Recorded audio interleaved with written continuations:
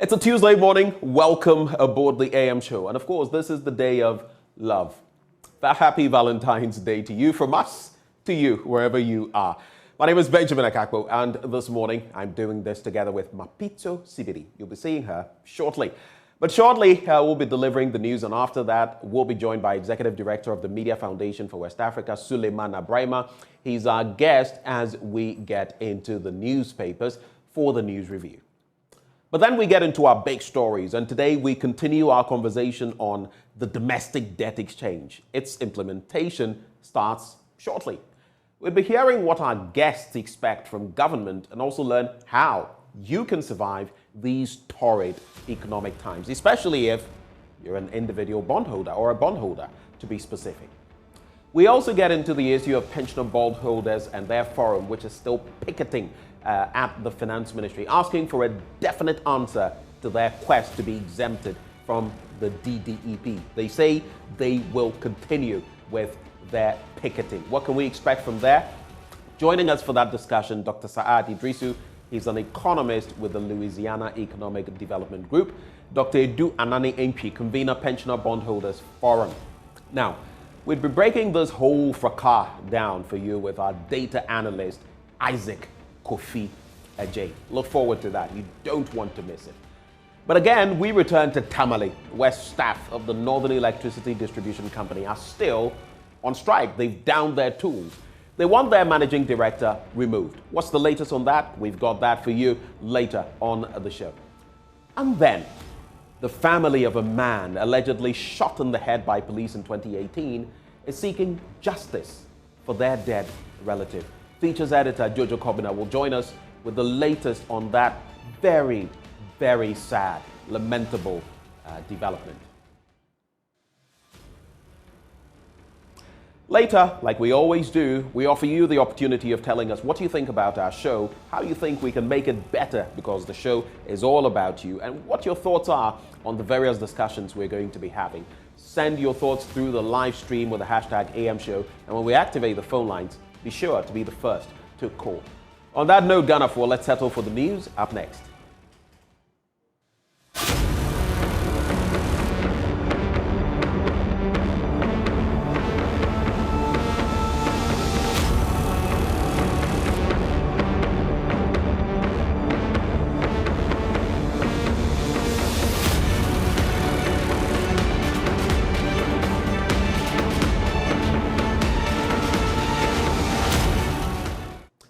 Welcome to the news. In our first story, the family of a 14-year-old boy allegedly shot by the police last September during a spontaneous demonstration by some irate youth in the Wa municipality is blaming the police for not cooperating in order to get justice for the victim. Spokesperson Dakura Kobna says the police has done very little to help their cause as they dilly-dally with the issue, impeding their pursuit for justice.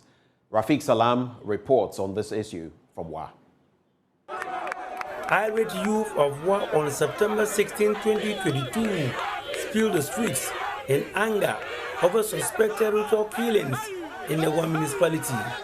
It was on a Friday, and 14-year-old Hafiz Ibrahim, a practicing Muslim, was on his way home from Friday prayers when he was caught in the melee.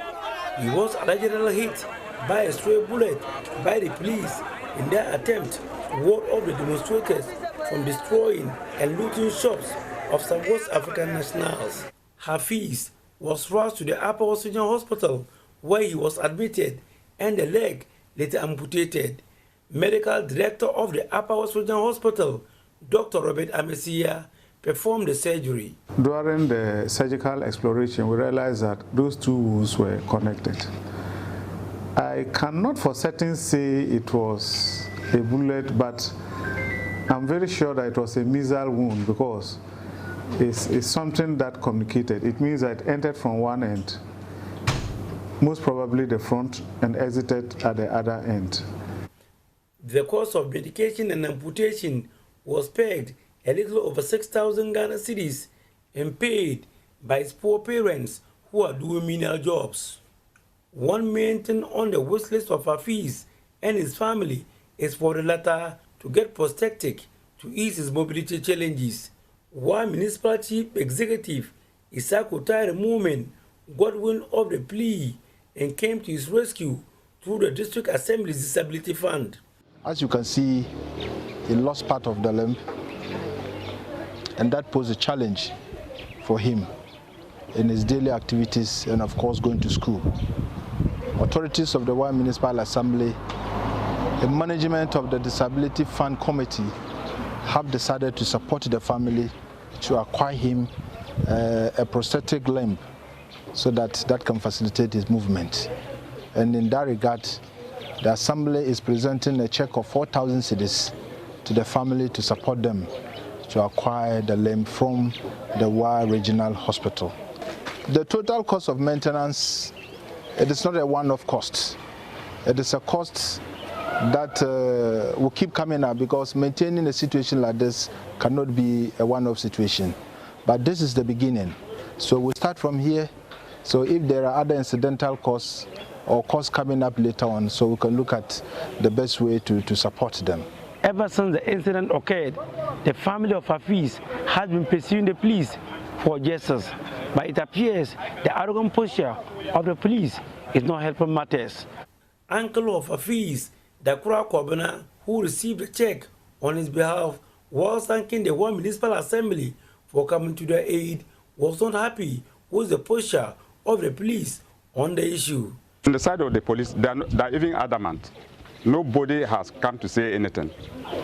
Since we took the thing, they even asked us how we got to know that it was a bullet that got the boy.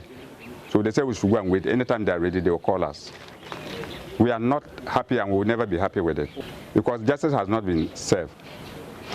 I mean, when they come in to take charge of expenses and also restore the boy to some level, we will know that justice has been done. The Upper West Region Police Command, meanwhile, has strenuously denied any of their personnel shooting the 14-year-old that resulted in the amputation of his leg on that fateful day. Reporting for JoyNews, Rafiq Salam. Wow. Next up, a former Pro-Vice Chancellor of the University of Ghana, Professor Kweku Osam, has described government's decision to include pensioners in the domestic debt exchange program as abominable. He's worried that the situation has forced the elderly to speak publicly about their health in demanding for their own money. Professor Osam joined pensioners on Monday to picket the Ministry of Finance to continue their demand for exemption from the domestic debt exchange. There is more in this report. It is day 6 of the picketing at the Ministry of Finance. Pensioners may have weak bodies, but they are strong-willed, promising never to back down. So for 1 hour daily, they besiege the office of the Finance Minister to remind him that they want to be exempted from the domestic debt exchange program. The big picketer of the day is the former Pro-Vice Chancellor of the University of Ghana, Professor Kweku Osam. He also describes the situation of senior citizens picketing daily as abominable. Why should we as a country get to the stage where an elderly man like him has to tell the whole world his health challenges? That's not right. That's not fair. That's not righteous. That's not kind for a country to do. It's abominable. It's an abomination. Another picketer, a former General Secretary of the Pharmaceutical Society of Ghana, Charles Fojo Ajiman, who is not a retiree, also joined the pensioners to press home their demands. If we believe that they have a good cause, we should be joining them. And we should show a good cause to them that, yes, we support their cause. And I believe that, and as a matter of principle, I don't think that as a nation, we should let the aged who have carefully planned their pension to depend on their pension returns to be the ones whose money will be used. Professor Osam called on the government to listen to growing calls to exempt pensioners. You think I'll advise my children to invest in anything government? Of course not, I won't.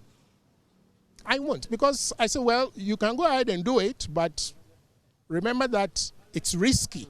And nobody can convince me that, as I said, I'm not a finance expert, I'm not an economist, but right now, nobody can convince me in this country that investing in anything government is not risky. Finance Minister Ken Ofori-Atta has, however, not changed his position. He wants pensioners to sacrifice to save the economy. The challenge that we have is that we have an economic crisis. But last Friday, former Chief Justice of the Republic, Justice Sophia Akufo, described this position as rude. I find this wicked, I find it disrespectful, I find it unlawful, I find it totally wrong, period. An 81-year-old retired medical doctor also appealed to the government. Nobody would look after me. I lost my wife. I live alone. Who will look after me? That means government wants me to get rid of me.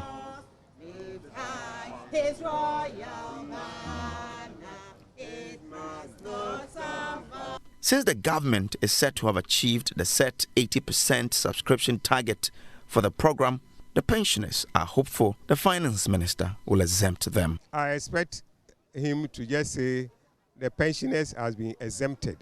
He will be giving an update on what has happened, the results, fine. But I expect a statement to come, because at this time, you can't get us into the program. Okay. It's close. You can't get. Maybe previously, he was standing on his grounds, thinking that some people would come under, but now it's over. Okay. So we just have to exempt it. And we don't want to be self-exempt people, no. But until then, the pensioners return on Tuesday to continue with the picketing. James Kwesi Aveji's report read to you. Meanwhile, the Individual Bondholders Association of Ghana is also set to picket the Finance Ministry to demand that government honor its obligation on bonds that have matured. Last week, bonds worth more than 4 billion cedis matured, but government is yet to pay.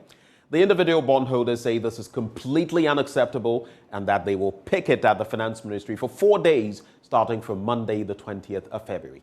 Kukwa Sante has more in this report.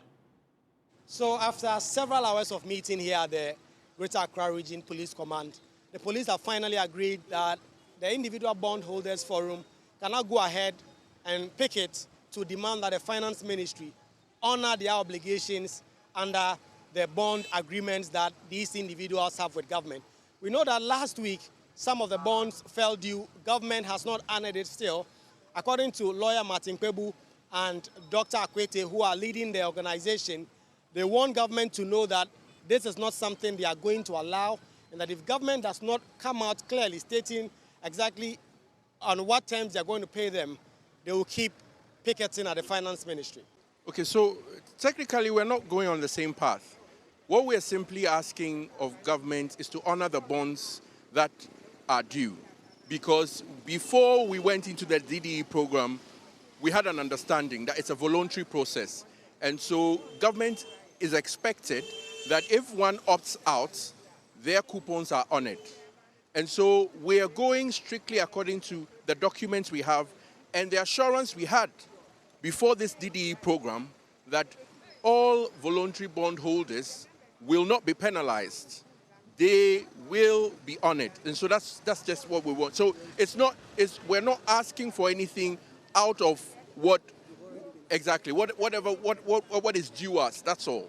Over the past week, the pensioners bondholders themselves have also been picketing at the Finance Ministry.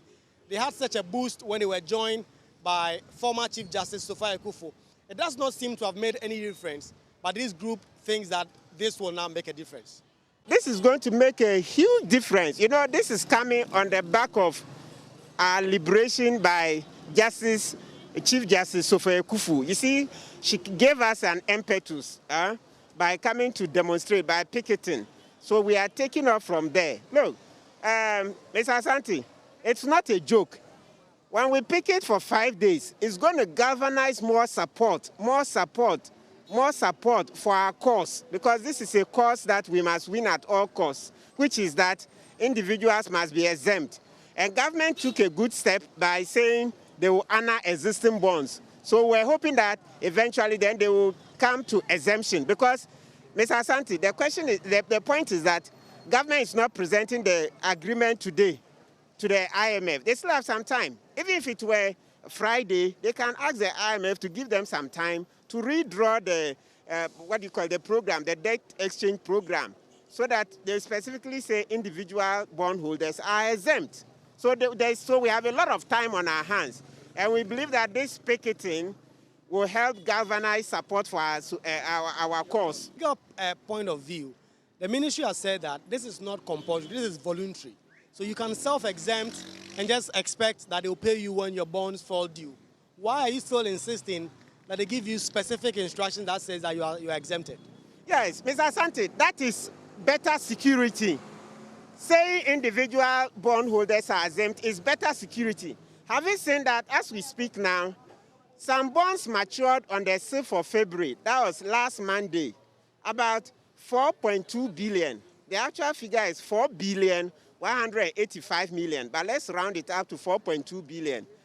Government hasn't paid, and government hasn't had the courtesy to even talk to us, to even say anything about when that money will be paid. So you see some of the disadvantages when government doesn't use the word exempt. So government needs to communicate with us. As we speak now, the failure to pay that money is causing some of our members palpitations, sleepless nights, so much uncertainty, harrowing pain, because people don't know when they will be paid. Reporting from the Greater Accra Region Police Headquarters here in Accra, Kweku Asante for JoyNews. Let's talk energy now. And the Ghana Grid Company, NEDCO, says the dip in power supply in recent times is a result of the altering of their systems at Galamsey sites and the old legacy machines that need replacement. According to NEDCO, substantial funding has been received to enable it reconstruct many of its old legacy lines in order to guarantee a more stable supply of power in the country. Chief Executive Officer of NEDCO, Ebenezer Kofi Esienyi, indicates the recent commissioning of 3 substations will help guarantee stable power supply. And we need to count on you to let us educate our brothers whose farms these lines go through, so that if there are trees that are in their farm, we may have to cut them. It will impact a little on some of their cocoa trees. It is not with bad intention, but it is for the good of all of us. That's why we do those things. You can see the picture that shows where a line passes. It's quite challenging. Some of the lines go through very thick forest, extremely thick. And the reason is that we also try to minimize the cutting or going through the forest without opening it up too much. That leads to those who go and illegally harvest the timber. So we blend the two in the way we do our things. Galamsey, I don't know whether the gold has started to normally form around the base of our towers. It's becoming a problem for us where Galamseyers consciously dig under our lines. There are challenges where we needed to go and relocate the tower at an additional cost. The one that there was working so well, but you can see that the line guys will come and tell us that tower is collapsing because, or some of the steel members have been removed by the Galamseyers, because I understand they use it to do whatever in their tunnels. I've never been to any of the tunnels, so I don't know how they do it, but that's what I understand. These are things that we need to let our brothers and sisters appreciate, that this infrastructure are there for our collective good, and we need to protect them. Occasionally, as a power system, we normally have some challenges. Normally, when you see the lines, you don't see the fire on them, but they are extremely dangerous. Extremely. They are quiet, but they are extremely dangerous. And therefore, when we make the case that, look, we need to stay off the right of way because of challenges. Quite recently, a typical one tipper truck, when people see the corridor that are available, they assume it has no purpose. A tipper truck went collected sand from somewhere. I think it's a waste kind of sand. Tipping it, he forgot where he was standing, lifted the truck up. He did not touch the line, but all the tires got busted. There was fire on the line. It dropped somewhere that is close to our substation. Lucky for us, we saw it early, and fire service was called in to assist us. If he had gone further, I don't think the driver would have survived. For the tires to go best like that, it is dangerous. Let's educate ourselves and stay away from it. Occasionally, we have challenges, a transformer fault. We are making a conscious effort to put in a system so that even if we have a challenge with one transformer, customers should not experience it. At times, I listen to radio and social media, and people make the case that Otenabruchi, 20 years, there's not been any light off. In the developed countries, for your house, you have about 3 or 4 access to your house. It's called reliability. First reliability, second, third. So the systems go off, but you, the consumer, you don't see. We are a developing country, limited resources, few people paying tax. We need to mobilize additional resources to move ourselves into that regime. The next one I'll talk about has to do with all legacy lines that we are making a conscious effort to reconstruct. Really, they will overlive their usefulness. We talk about the Western Corridor that has to do with from Prestia all the way towards Kumasi. So Takrade, Takwa, Prestia, Dunkwa, Ayamfuri, all those places towards Kumasi. That's we call it the Western Corridor. We are going through the emotions in line with the PFM for us to reconstruct that line. His neighbors never understood his resolve to collect heaps of plastic waste in their community, but they later found out he was building a fortress for his home against the harsh weather conditions. Jonas Zomelo, a native of Kewuno in the Adan East district of the Greater Accra region, goes about fetching empty plastic bottles to rid his small village of filth. This is already reeling under the impact of rising sea levels and of plastic pollution. Imadio Bright Kweku caught up with a carpenter who was poised to erect a tourist attraction with plastic in his village. Amidst the clustered settlement along the Volta River in Kewuno sits this well-crafted fence protecting a thatched house. The fence is designed and constructed with empty plastic bottles on a bamboo framework. As he welcomed a team of budding West African climate change journalists into his new home, Jonas Zomelo, the developer, explained the increasing plastic pollution at the community informed his innovation. I'll be saying it's a waste on the environment. And I decided to use some technology for it. So I'm not changing the form to this one. Okay. The idea just came there. I just went on YouTube. Then I saw some people to adding some.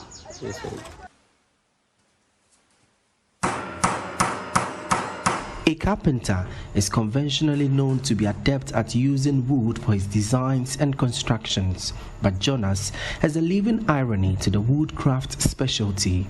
Realizing the detrimental effect of plastic waste on the environment, he added on the skill to reuse plastic waste from the beaches and behind the homes of his neighbors for a variety of artworks and buildings. It takes Jonas close to 24 hours to interlock the bottles and erect them as a fence.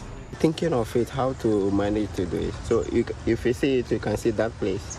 I've used rope for it. Then I decided, no, let me change the plan. So this one. So I'm planning to use more technology to try. First, I have a room here, bar. I scatter it and I want to use the same technology. Okay. So,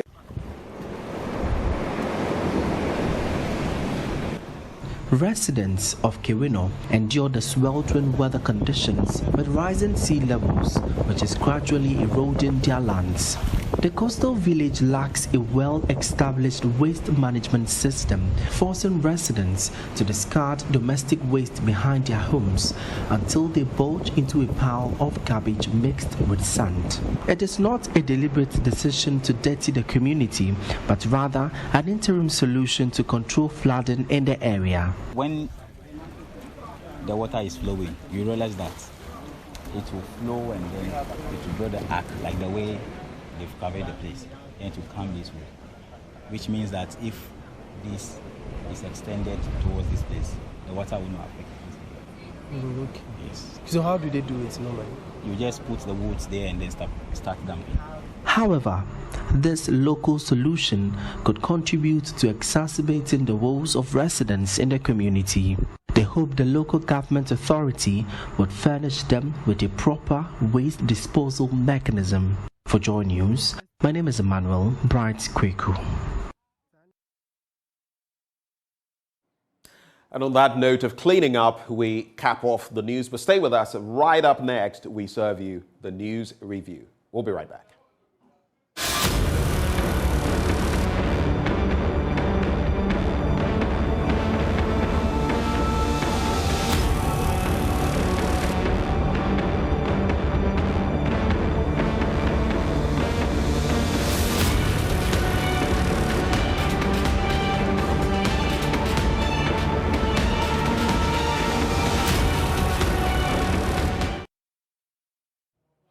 Thank you for staying with us. It's some 38 minutes off the top of the hour. Time now for us to get into the news review. And we're joined by the Executive Director for the Media Foundation for West Africa, Suleiman Brahima. Just before we get to him, let me just let you know that the news review is brought to you by Endpoint Homeopathic Clinic. We're offering free prostate screening and free female fertility screening. You ought to take advantage of that. Here's where you can locate us. Accra, Spintex opposite the Shell signboard, Kumasi, Kronum Abwehia, behind the Angel Educational Complex in Takrade, Anaji Estate, in Tema Community 22, Techiman, in Hanswa and Esiama and Zima. Reach us on 0244 867 068 or 0274 234 321. Endpoint Homeopathic Clinic, the end to chronic disease. But it's only the beginning of the news review. Suleiman Brahima joins us for this conversation. Mr. Brahima, I saw you in the background patiently waiting. A very good morning to you. Good morning, Ben. Thank you for having me. It's a pleasure. Two things I want you to reflect on since we've not spoken about them. Still, our very own Christian Achu can't be found. And then, on the other end, we've seen these senior citizens picketing the Ministry of Finance. Picketing. We've seen a former Chief Justice, Sifaya Kufo, show up there. I mean, it was unexpected. Now we've seen Prof as well showing up, Professor Sam, a former Vice Chancellor, also showing up there. These senior citizens are saying, we've paid our dues. What you're doing is taking a toll on us, medically, in whatever shape or form, and this is simply not right. It's simply not on. Quick reflections on these two before we get into other stories in the papers. Certainly, the Christian Achu incident or development is a very, very worrying one. And at this stage, I just would want to hope that the earlier stories that we were hearing, there should be some modicum of truth in there so that we can all be comforted. Right. It should be that, yes, he was taken up and maybe whisked to a hospital that we still don't know about. We can only have extreme hopes that if he is still under the rubble, then of course, by some godly miracle, he should be alive. So I would say, well, we shouldn't lose hope yet. For, indeed, maybe he may have been rescued to a facility and out of the commotion. It's difficult to still track where he was taken to. And then the other thing is to say, well, even if he's still under the rubble, by some divine intervention, it should be said that the entire place did not collapse and there's still space for him to navigate around, get some water, get some food, and so on. So we just hope and still pray that some miracle would happen for our brother to be alive and well so that he can reunite with his family and the people of Ghana who love him so much. On the issue of the picketing by our fathers and mothers and grandfathers and grandmothers, I have wondered why a nation would want to treat its senior citizens to such a humiliation at this time of their lives. It's a very, very troubling development. And I don't know how the government, officials in government, how even the president is taking this, because these are people of his age. These are, I mean, there's this man who keeps saying, I'm 81 years, and to do what you're doing to me is basically to sentence me to death and to get me out of this world earlier than perhaps it would have been. These are colleagues of the president in terms of age. These are colleagues of Osafo Mafu. These are colleagues of Freya Koto. These are colleagues of all those people, old people in government, who, for many of them, as a result of retirement and perhaps wanting to get something to do, then they fix themselves in political parties, and when their party is in power, they take up positions and continue to, sort of create the mess that we are all in. I don't know whether we've gotten to a point where their monies have already been taken, and basically it is just deceiving them that you still have a chance to say, to opt out or to stay in and so on. That is what really I would want to believe. Other than that, I don't think that any government would have that, that I don't want to say the confidence, but really that is what it is, to treat people of this age to such a humiliation, letting them picket at the finance ministry, some perhaps holding stakes and all of that. And then you have people like Gabi Ochredako, come out to say what he said against the former Chief Justice. Yes, I saw the tweets, and at the end, I think the 6th one he put up, suggesting that she may be doing this for some popularity, that it's belated, it's very late in time. In fact, I could just fetch it even as you go on with your no, it's absolutely ridiculous. And well, sometimes you don't want to blame people like that who see nothing wrong with what is happening, who perhaps are fine and so feel that everybody should be fine as they are. And persons who perhaps, even as we are digging to the bottom, do not see anything, and they are continuing to help the government to dig further.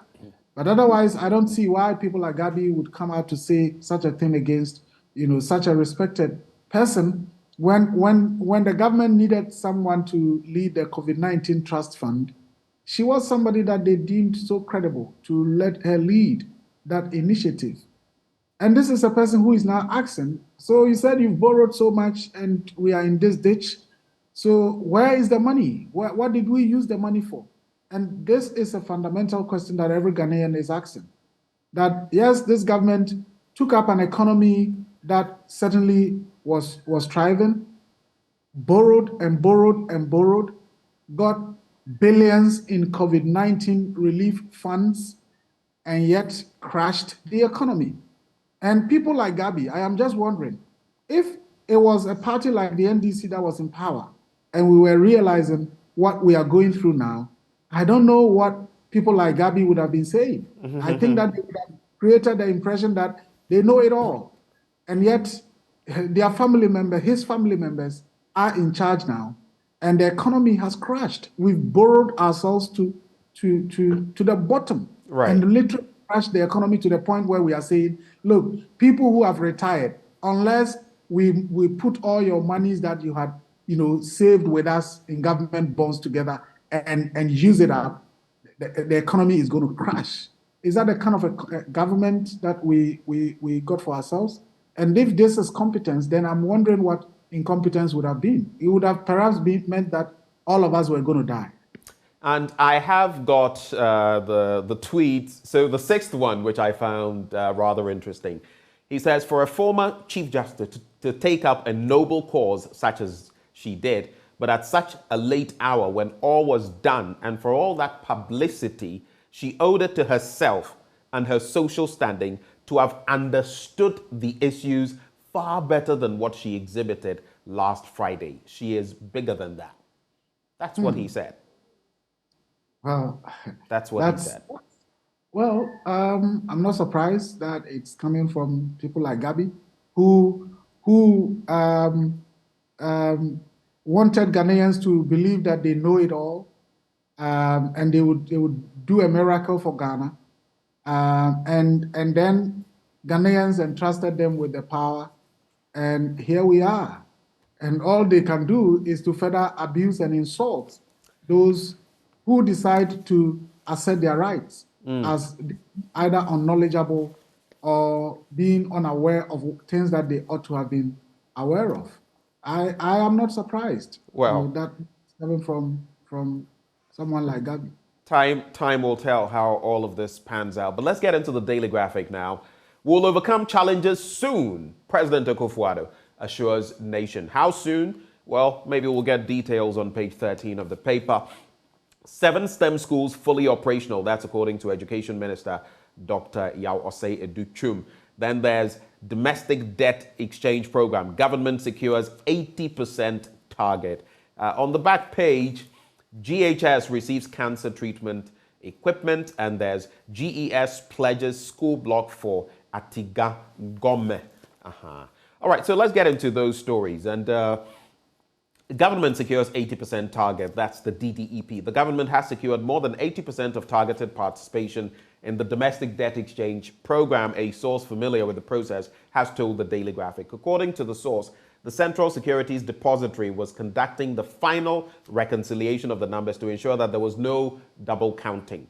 The deadline for tendering existing bonds for new ones ended last Tuesday, February 7th this year. However, some people encountered technical challenges while accessing the platform to tender a swap. The government therefore provided an administrative window up to last Friday to enable such persons to tender.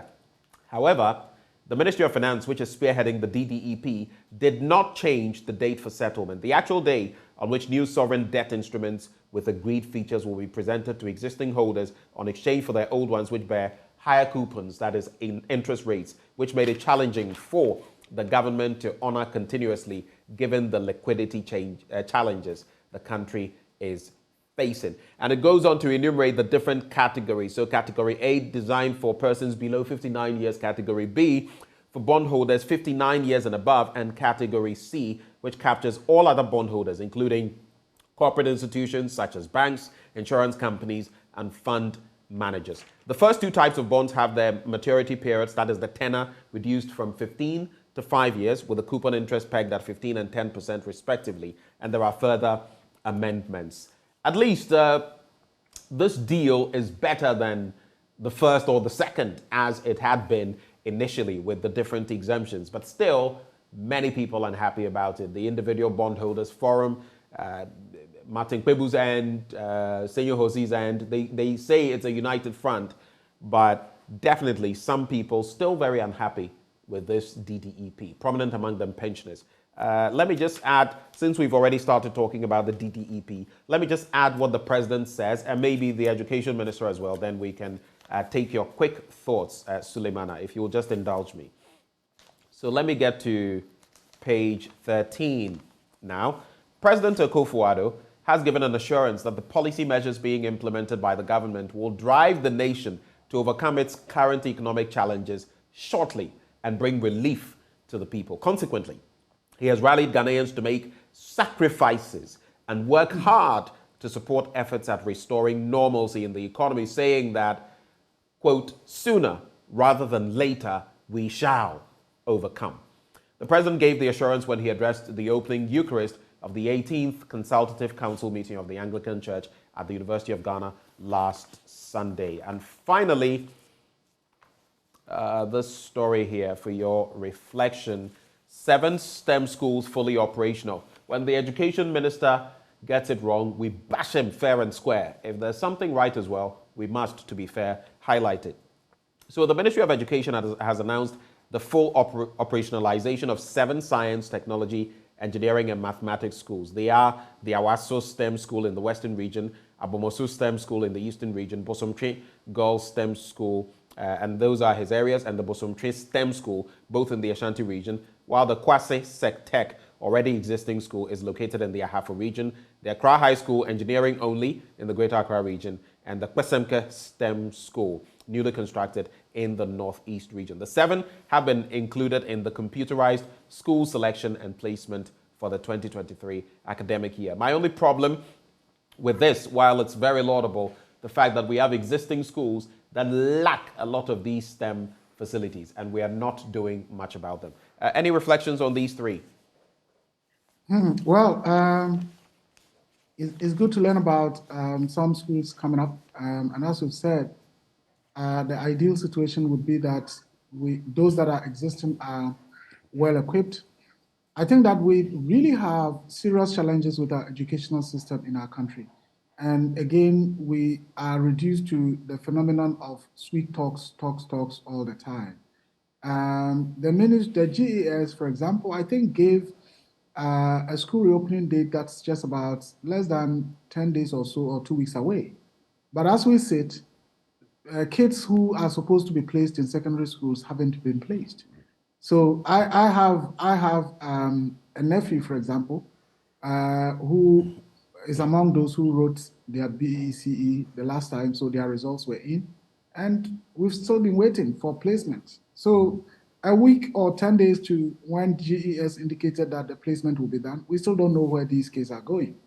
And so those are very, very fundamental issues that I think have to be addressed. But all said and done, well, if these STEM schools are indeed what they are supposed to be, is a positive development, I think that journalists may want to visit these schools and bring whatever is in there to the people of Ghana to learn about, so that if it is something that is so inspiring, we inspire ourselves to even do more. If there are issues that requires concerns, we express them so that they are addressed. On the DDEP, I think that, well, whatever it is, the fundamental point is that the economy has crashed, and the government has collapsed the economy, and certain steps, very, very difficult steps, needed to be undertaken to sort of salvage the situation. And that is why we've gotten ourselves to the DDEP. We shouldn't call it, by this fine name, that it is something unique and positive for our country. It basically means that the economy has collapsed, and people whose monies were lodged with government, the government had to manipulate and adopt different ways of keeping the money for a while in order for the government to be able to run. If you recall, this is perhaps the only government that celebrates successes in borrowing, because those times, the government would want us to celebrate the fact that, oh, the Eurobond has been so oversubscribed. Oh, Eurobond has been oversubscribed. This is a great government. That gets Ghana's Eurobond to be oversubscribed. It means that people are getting confidence in the system and da. Yes, oversubscription happened years over years. But as former Chief Justice said, where is the money? Look, there are government facilities for which borrowing was done, and as we speak, nothing has happened. Go to La General Hospital. Monies were procured. But go there, all you see is heaps of sand there. The president talks about the fact that we are at a point where Ghanaians must sacrifice. I think it is becoming really insulting for the president to continue to keep calling on Ghanaians to sacrifice when he has the biggest sacrifice to make and he is refusing. Even as multiple Ghanaians from all walks of life, from all sectors, have been calling on him for the last 6 months, if not the year, to sacrifice. And he is refusing, and yet he thinks that it is right for him to always call on Ghanaians to sacrifice. What has the president done to show that on his part, he is sacrificing? He is keeping this bloated government. Government continues to spend in a wasteful way, and then you continue to call on the people to sacrifice. If he hasn't seen the sacrifices that Ghanaians have already gone through, then I believe that is quite insensitive on the part of the president. I mean, the difficulties that Ghanaians are in, and they are coping. People are not out there on the streets demonstrating. People are still engaging. People are not doing anything to create instability in this country. And if in the mind of the president that is not sacrifice enough, then I think that that is the highest form of insensitivity on the part of the president. People continue to say, Mr. President, we need you to sacrifice. When people resigned and vacancies happened, what are we seeing? The president, if you go to the finance ministry, the same finance ministry that has crashed the economy, still has 3 deputy ministers. What has the president done? When Edubuahin resigned or was sacked, he's brought Honorable Amin Anta to replace him. We still have John Kuma. We still have the lady MP from the Eastern region. Abna. Still as deputy minister. Abna Sewa Asare or something. So it's a deputy minister. And then we have a Foriata. 4 ministers managing the economy. And this is what they have done for the people of Ghana. To collapse the economy and turn on to pick the monies that belong to the people of Ghana. But yet the president thinks, look, we still have to keep 4 ministers. You go to some ministries and there are 3 or 2 deputy ministers. And yet you don't see any results for it. And the president keeps calling on Ghanaians to sacrifice. How much more does he want Ghanaians to do? Bearing all these difficulties. And people are calm. People are carrying their waters in the streets. People are carrying the loads, selling. In the markets, people are not buying. Market women are still quiet. If that is not sacrifice, what does the president want the people of Ghana to do? And why is he not sacrificing and rather wants the people of Ghana to continue to sacrifice under the circumstances which he and his government has created? I think that is highly insensitive. And the earlier the president demonstrated that he cares, the better. The other thing is that I think the president must also stop promising, because he's always been promising since day one. Even before he became president, he was promising. Up until being president, he kept promising. Things are going to be this, things are going to be that, things are going to be that. We are going to be over soon. Things will be better soon. Nothing is happening. In fact, things are getting worse under him. And how long does he think he would continue to promise and the people of Ghana will believe it? I believe the president should know that the people of Ghana don't trust him anymore when he promises. And that's the reality. And we must speak the truth to each other now. People in Ghana have lost trust and confidence in the president in terms of his promises, and he must stop promising.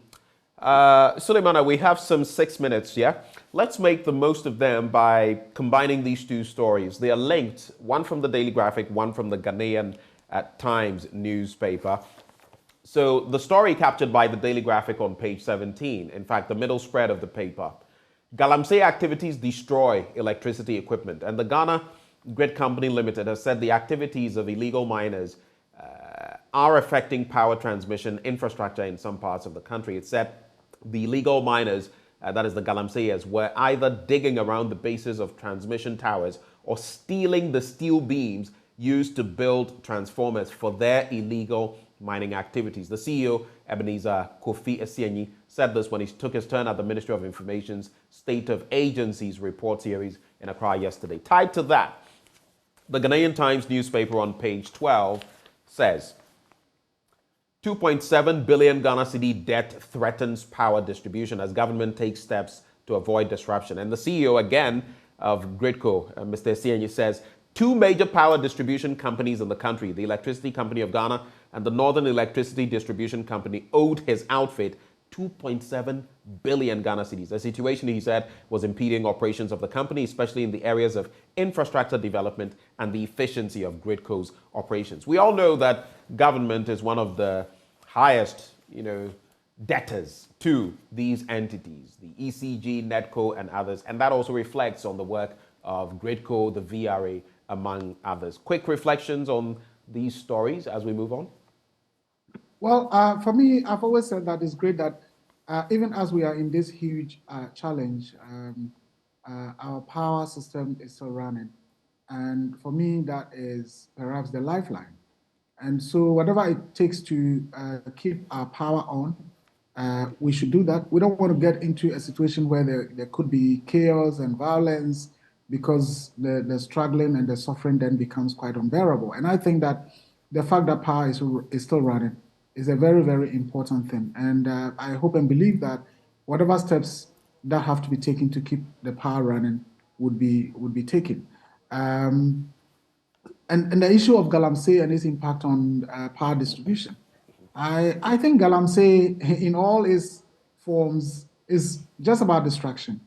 Over the period, efforts have been made, attempts have been made, and different initiatives have been put out there. Community mining initiative, introduction of new ways of mining without causing severe damage to the environment have been implemented.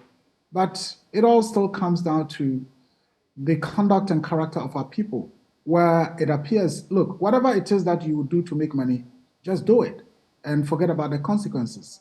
And we're not getting inspiration from leadership, because it appears that on the part of leadership, that is also the model. Well, just do anything to make money, even if that would mean impoverishing the state or the country. And people have that mindset, therefore. That's, look, if you have the opportunity to mine and make money, even if it's about destroying the water body or destroying the power sector, yes, go ahead and do it. Everybody is making money. So why would you want to say you just want to be patriotic and therefore stay poor? But I think that is something that we really have to work at and ensure that people begin to know that, yes, you may make money, but you need the environment to survive. If you are wealthy and the environment is damaging, there's nothing you can do. So I would call on the authorities to continue to do more. I know the Minerals Commission has been doing quite some significant work in terms of improving the mining sector in our country. I would urge them to continue to do more and ensure that at least we get to a point where even if people are mining, they will be mining in ways that would not be posing threat to the environment as well as infrastructure, such as the power distribution system that you talked about. And while we destroy water sources and our agriculture, especially cocoa, as it's affected, the Chinese are now producing cocoa bit by bit. In fact, according to the OEC, exports in 2020, China exported $17.5 million in cocoa powder, making it the 16th largest exporter in the world. And I read a story, I just didn't say the link. But the thrust of the story was that the Chinese, with the little batches they are exporting now, claim this is uncompromised. It is produced from unpolluted sources. Can you imagine that? That is how they are branding their cocoa. In other words, ours is polluted. And some of their population is here, contributing to that population. Yet they are producing cocoa and saying it is coming from unpolluted sources. When we'll wake up and smell the coffee, only God knows. But that's the story in there. The Ghanaian Times, other stories, GES to build school in Atigagome after 8 school children drowned in Volta Lake. I'm sure you followed that story. Huge support for Chris Hughton as Black Stars coach, the former Tottenham Hotspur man. Police gunned down suspected armed robbers at Chive Potame. And then there is fake documents used to claim ownership of imported rice, OSP tells court. Do you have any reflection very quickly on the Volta story about the 8 that died and the situation there currently? And if maybe you have anything to say on Chris Hughton, we'd be glad to hear. Well, it's a sad development. Our commiserations to the family of these kids. It's unfortunate that we, as a country, would often wait for disaster to happen before we adopt mitigation measures. I mean, it has happened. There's nothing we can do to bring them back. That's really, really unfortunate. It's good that the GES has taken steps to construct a school in the community so that the kids are saved all these perilous journeys they have to make every morning in order to get basic education. As I said, commiserations to the family. We wish them well and hope that this never happens again in the area or anywhere in Ghana. Chris Hughton. Well, it's great that finally we're getting a replacement for Otuado. I believe this is somebody who has quite some experience. He will need the support of all of us. I know at some point we all turn ourselves to be coaches, but we should give him the needed support and encouragement and continue to support our national team, the Black Stars, right, which is one of the ways of rallying ourselves together even when we are in difficulty. So let's give him the support, help him build a team, and rally our Black Stars together for for them to be at the glory days that we knew the Black Stars to be, and hopefully bring back a trophy within the shortest possible time. The Daily Guide, I'll just combine a few papers. We'll take a look at the stories. OSP drags Baumia's administrator and 3 others to court. I'm sure you follow that story as well. Financial issues there, malfeasance of some sort, a failure to disclose. There's also doctor rejects Ablakwa's car. I found this interesting. So the story says a medical doctor at the Catholic Hospital in Bato in the Volta region, Dr. Kofi Efa, has rejected a Honda SUV car from the Member of Parliament for Notong over source of funding. The hardworking medical doctor rejected the car, albeit all manner of persuasion by the lawmaker that the car was bought from his share of the common fund, personal contribution, and donations by some unknown persons close to him. Another reason Dr. Efa rejected the car had to do with a lack of robust structures for rewarding health workers in the district, which would end up having people describe the gift as favoritism. I'll have you reflect on that story, but before you do, so basically the car was given to him as a gift, but he felt that looking at the circumstances surrounding it, he couldn't determine, first of all, the source of funding, and secondly, this would maybe make him stand out as someone being favored rather than have structures to reward people in the community. The Chronicle says, meeting with heads of SOEs, Akufo-Addo is annoyed, says their failures are being blamed on him and his ministers. Mahama, my wise counsel on the economy was ignored. Now, finally, the Economy Times. Bank of Ghana hopeful of economic rebound. Bank of Ghana's 40 billion Ghana cedi overdraft to government to undergo haircut. And Ghana cocoa export to double as government targets $4.1 billion in revenue. We wait to see, but of course, if it is achieved, that would be quite a positive feat. Maybe 1 or 2 to reflect on as we leave. Well, the cocoa sector is always of interest to me because I grew up in the cocoa growing community and worked, in cocoa farms when I was a child. And so it's always of interest to me. And one thing that I've always wondered is that we've been producing and selling cocoa for so many decades now.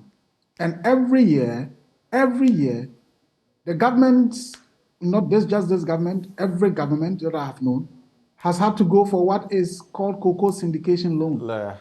Then you ask yourself, so what do we do with the cocoa that we sell year on year? Why is it that as a country, we still haven't come to the point where we are saying that the profits from last year's or last season's cocoa and the previous season's cocoa sales have given us enough for us to be able to not go for another loan in order to buy cocoa? I think you know the answer to that. It's because the politicians find it as a good way of dipping their hands into this, use it for different things. It's not just for the cocoa sector. We all know what the money does. So, yeah, absolutely. So it's just to raise it up there and to say that, look, so it's been failure on failure on failure from government to government. It's not just this government.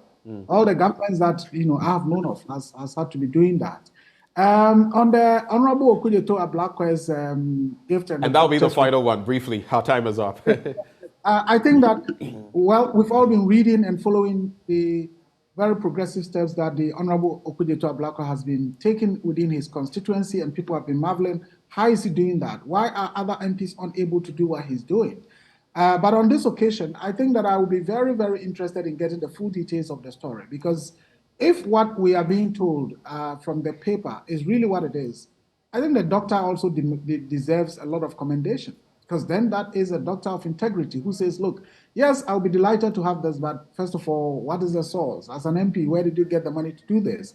And then secondly, why must I even take this in this kind of environment where people are likely to say, why am I being favored? So that's also somebody of integrity who deserves to be celebrated. Right. But as I said, it's important that one gets the full details so that indeed, if the doctor deserves some commendation, we do that. And of course, if Okujeto was giving it honestly in appreciation of whatever the doctor has been doing in the community, then of course we have to also praise and commend him and then see how eventually it is all sorted out. Well, we praise and commend you for making the time to join us this morning, Suleiman Abrahima. We're grateful and we wish you the very best of this Tuesday. Thank you so much and have a great day. Suleimana Brahma, Executive Director, Media Foundation for West Africa. Before we go into the sports, happy birthday to Rita Nyantechiwa Dankwa, CEO, Rand Events at Teshi Tebibiano. More grace is what we wish you today. Well, the news review, as you're fully aware, is brought to you by Endpoint Homeopathic Clinic. They made it possible for us to bring you this review. We're offering free prostate screening and free female fertility screening. You can locate us at Spintex in Accra, opposite the Shell signboard, Kumasi, Kronomabwehia, behind the Angel Educational Complex, Takra de Anaji Estate, Tema Community 22, Techiman Hanswa and Esiama Enzima. Reach us on 0244 867-068 or 0274-234-321. Endpoint Homeopathic Clinic, the end to chronic disease, but only the beginning of sports. Up next.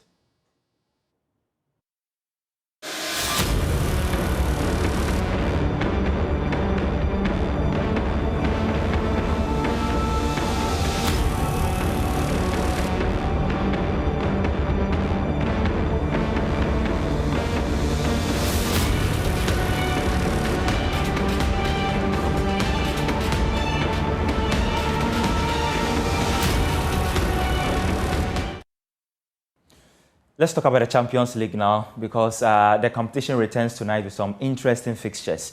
I think you would see it on your screens at the moment. Yeah, it's AC Milan who are coming up against Spurs.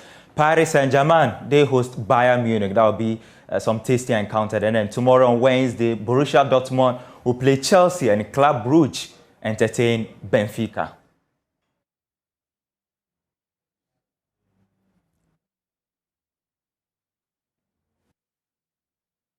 That's all for sports. My name is Haruna Mubarak. Do enjoy the rest of our programs.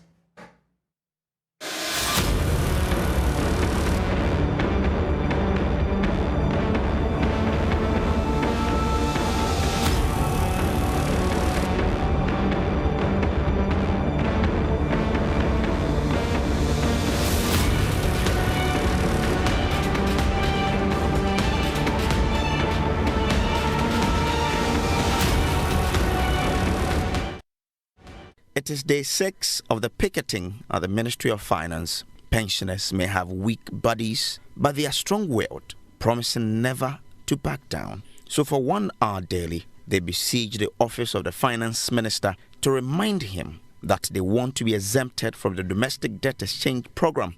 The big picketer of the day is the former Pro-Vice Chancellor of the University of Ghana, Professor Kweku Osam. He also describes the situation of senior citizens picketing daily as abominable. Why should we as a country get to the stage where an elderly man like him has to tell the whole world his health challenges? That's not right. That's not fair. That's not righteous. That's not kind for a country to do. It's abominable. It's an abomination. Another picketer, a former General Secretary of the Pharmaceutical Society of Ghana, Charles Fojo Ajiman, who is not a retiree, also joined the pensioners to press home their demands. If we believe that they have a good cause, we should be joining them. And we should show a good cause to them that, yes, we support their cause. And I believe that, and as a matter of principle, I don't think that as a nation, we should let the aged who have carefully planned their pension to depend on their pension returns to be the ones whose money will be used. Professor Osam called on the government to listen to growing calls to exempt pensioners. You think I'll advise my children to invest in anything government? Of course not, I won't. I won't, because I say, well, you can go ahead and do it, but remember that it's risky. And nobody can convince me that, as I said, I'm not a finance expert, I'm not an economist, but right now, nobody can convince me in this country that investing in anything government is not risky. Finance Minister Ken Oforiatta has, however, not changed his position. He wants pensioners to sacrifice to save the economy. The challenge that we have is that we have an economic crisis. But last Friday, former Chief Justice of the Republic, Justice Sophia Akufo, described this position as rude. I find this wicked, I find it disrespectful, I find it unlawful, I find it totally wrong, period. An 81-year-old retired medical doctor also appealed to the government. Nobody would look after me. I lost my wife. I live alone. Who will look after me? That means government wants me to get rid of me.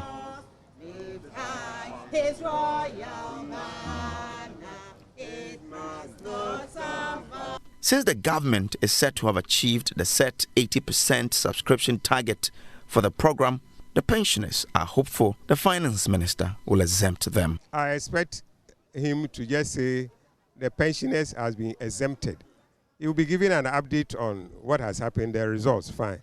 But I expect a statement to come because at this time, you can't get us into the program. Okay.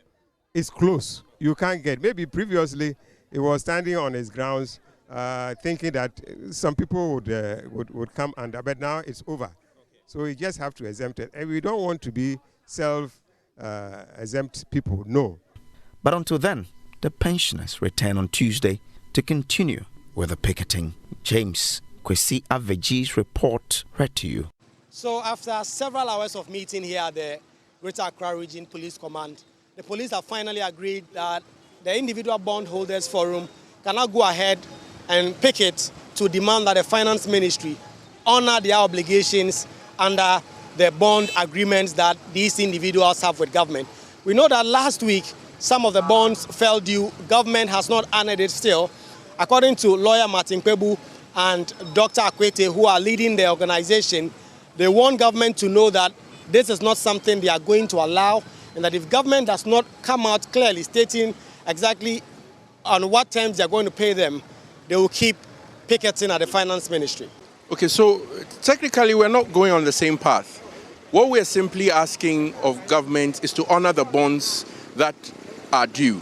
Because before we went into the DDE program, we had an understanding that it's a voluntary process. And so government is expected that if one opts out, their coupons are honored.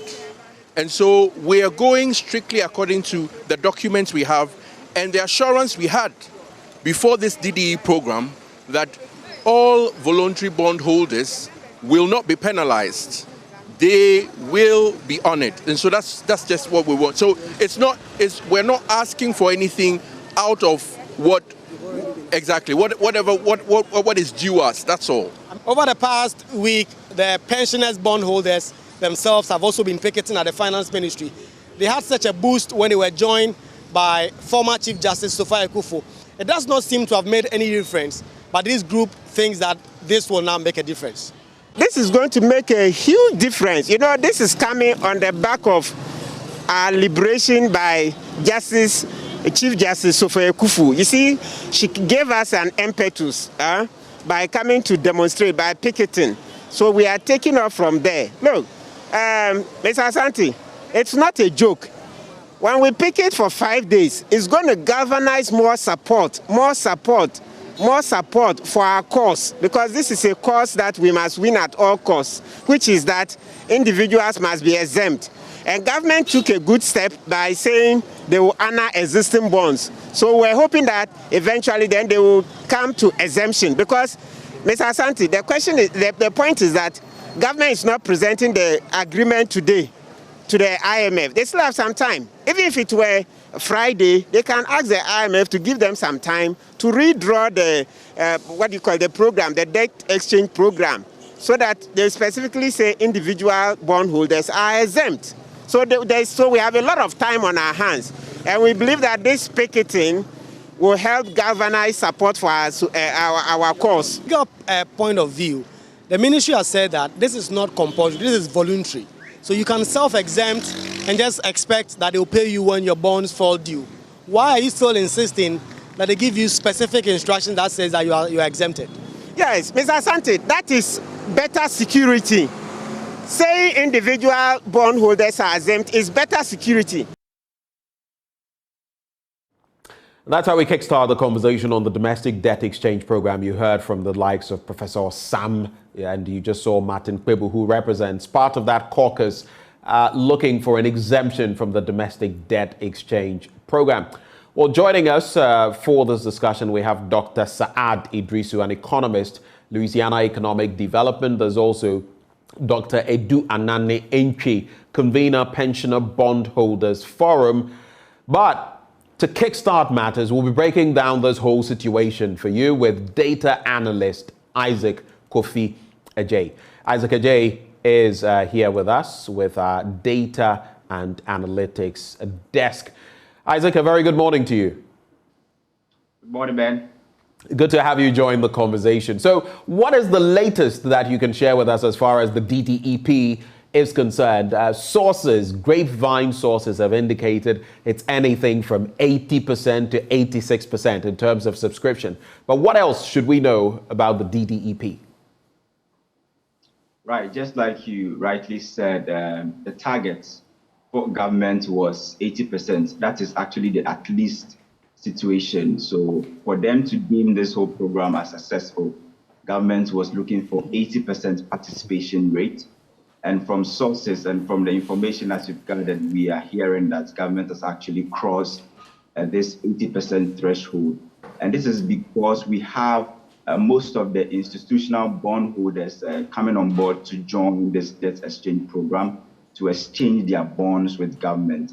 And they hold the majority of the bonds that we're talking about. Mind you, government is targeting close to 130 billion Ghana cedis that it wants to restructure. As we speak, the country's debt position in terms of domestic is around more than 190 billion Ghana cedis. So if government is able to restructure about 130 billion of it, then it means we are going to truncate more than 90% of the existing domestic bonds. But we have groups coming on board to say that they want 100% exemption, and they feel that government can still go ahead and use the institutional bondholders to reach the 80% target that they want. And the first group to join this force, or the first group to give their consent to government, was the Ghana Association of Bankers. They actually did that based on certain conditions that they wanted government to honor before they decide to be part of this debt exchange program. Now, remember that before we started this whole debt exchange conversation, the memorandum governing the program stated that, or when the finance minister actually announced this debt exchange program, he said that bondholders were going to get 0% coupons at the beginning of this year, 0%. Next year, they probably will get 5%. Then we see 10% that it diminishes to when the last bond matures. But the bankers were able to reach an agreement with government. And then based on the conditions that they reach the agreement, they want payment of 5% coupon rate. They don't want the 0% anymore. So they were telling government that if you want us to be part of this program, then give us 5% coupon rate instead of the projected 0% that you wanted to give us in 2020 or this year. Now, they also want government to remove all clauses in the exchange memorandum that gives government the sole right or the unilateral authority to decide on certain things. They say, if we are going to be part of this program, then in the future, if there's any other thing that you want to make change to, it must be with our consent. We must come on board. We must be at the negotiation table to decide what should be in this whole memorandum. Now, we've also been looking at data contained in the 2021 debt report. And just like I said, commercial banks hold majority of government bonds. They are part of the institutional bondholders. They are part of the Ghana Bankers Association, and they've given their consent to government. So just like Martin Kwebu said, if you look at the data that the Finance Ministry itself put out in terms of the bonds maturing, or the number of bonds that people are holding, or the bonds the government is actually having at the moment, and you look at the data, you can actually see the majority of these bonds that we're talking about in 2023, over 31 billion Ghana cedis of bonds will mature in 2023. And this month alone, we have 2 bonds maturing. The first one is worth 4.13 billion Ghana cedis. The second one is around 3.3 billion cedis. If you combine these two, it's almost 8 billion cedis that we're talking about just the first month, of the second month of the year, which is this February that we're talking about. So you can see the graph on the screen right now. So government's expected to pay principal payment alone. The amount is 7.6 billion Ghana cedis for February. The government is expected to pay 4.91 billion. So it will diminish to 4.1 billion in March, then diminish further to 1.2 billion. You can see the cyclical movement in there. September is when government is supposed to pay the highest principal payment of more than 8 billion Ghana cedis. Then it diminishes, and then at the dying numbers of the year, we are seeing an average of 3 billion that government is supposed to pay. This is without interest payment. Now, if you go to the 2023 budget, government has budgeted or is projecting to spend close to 52 billion Ghana cedis on interest payments on loans alone. Now, of these 52 billion cedis we're talking about, Ben, about 21.3 billion will go to external, creditors, and then 31.3 will go to domestic creditors. So, if you look at the chart on the screen right now, in 2023, if debt restructuring is not successful for government would have to cough up about 31.3 billion cedis to service just loans, interest on loans. We're not even talking about principal payment or amortization. So if you combine the two and you look at government debt servicing for 2023, it's so huge. That is why the debt exchange program is so critical to government, and they want to make sure that it is successful. They want to make sure that they reach the 80% participation rate so they can go ahead to get the 3 billion bailout package that government wants from the IMF. Mind you, government needs the fiscal space to accommodate this 3 billion. IMF will not go ahead to give us the green light to spend that 3 billion or to even start receiving the 3 billion when we have our debt levels being so unsustainable. At this point, we have debt to GDP ratio of more than 93%, and it is not sustainable. Default is imminent. We are even talking about debt cancellation, debt forgiveness, and what have you, going around and asking people to beg on our behalf for big creditors in terms of the international front to forgive us.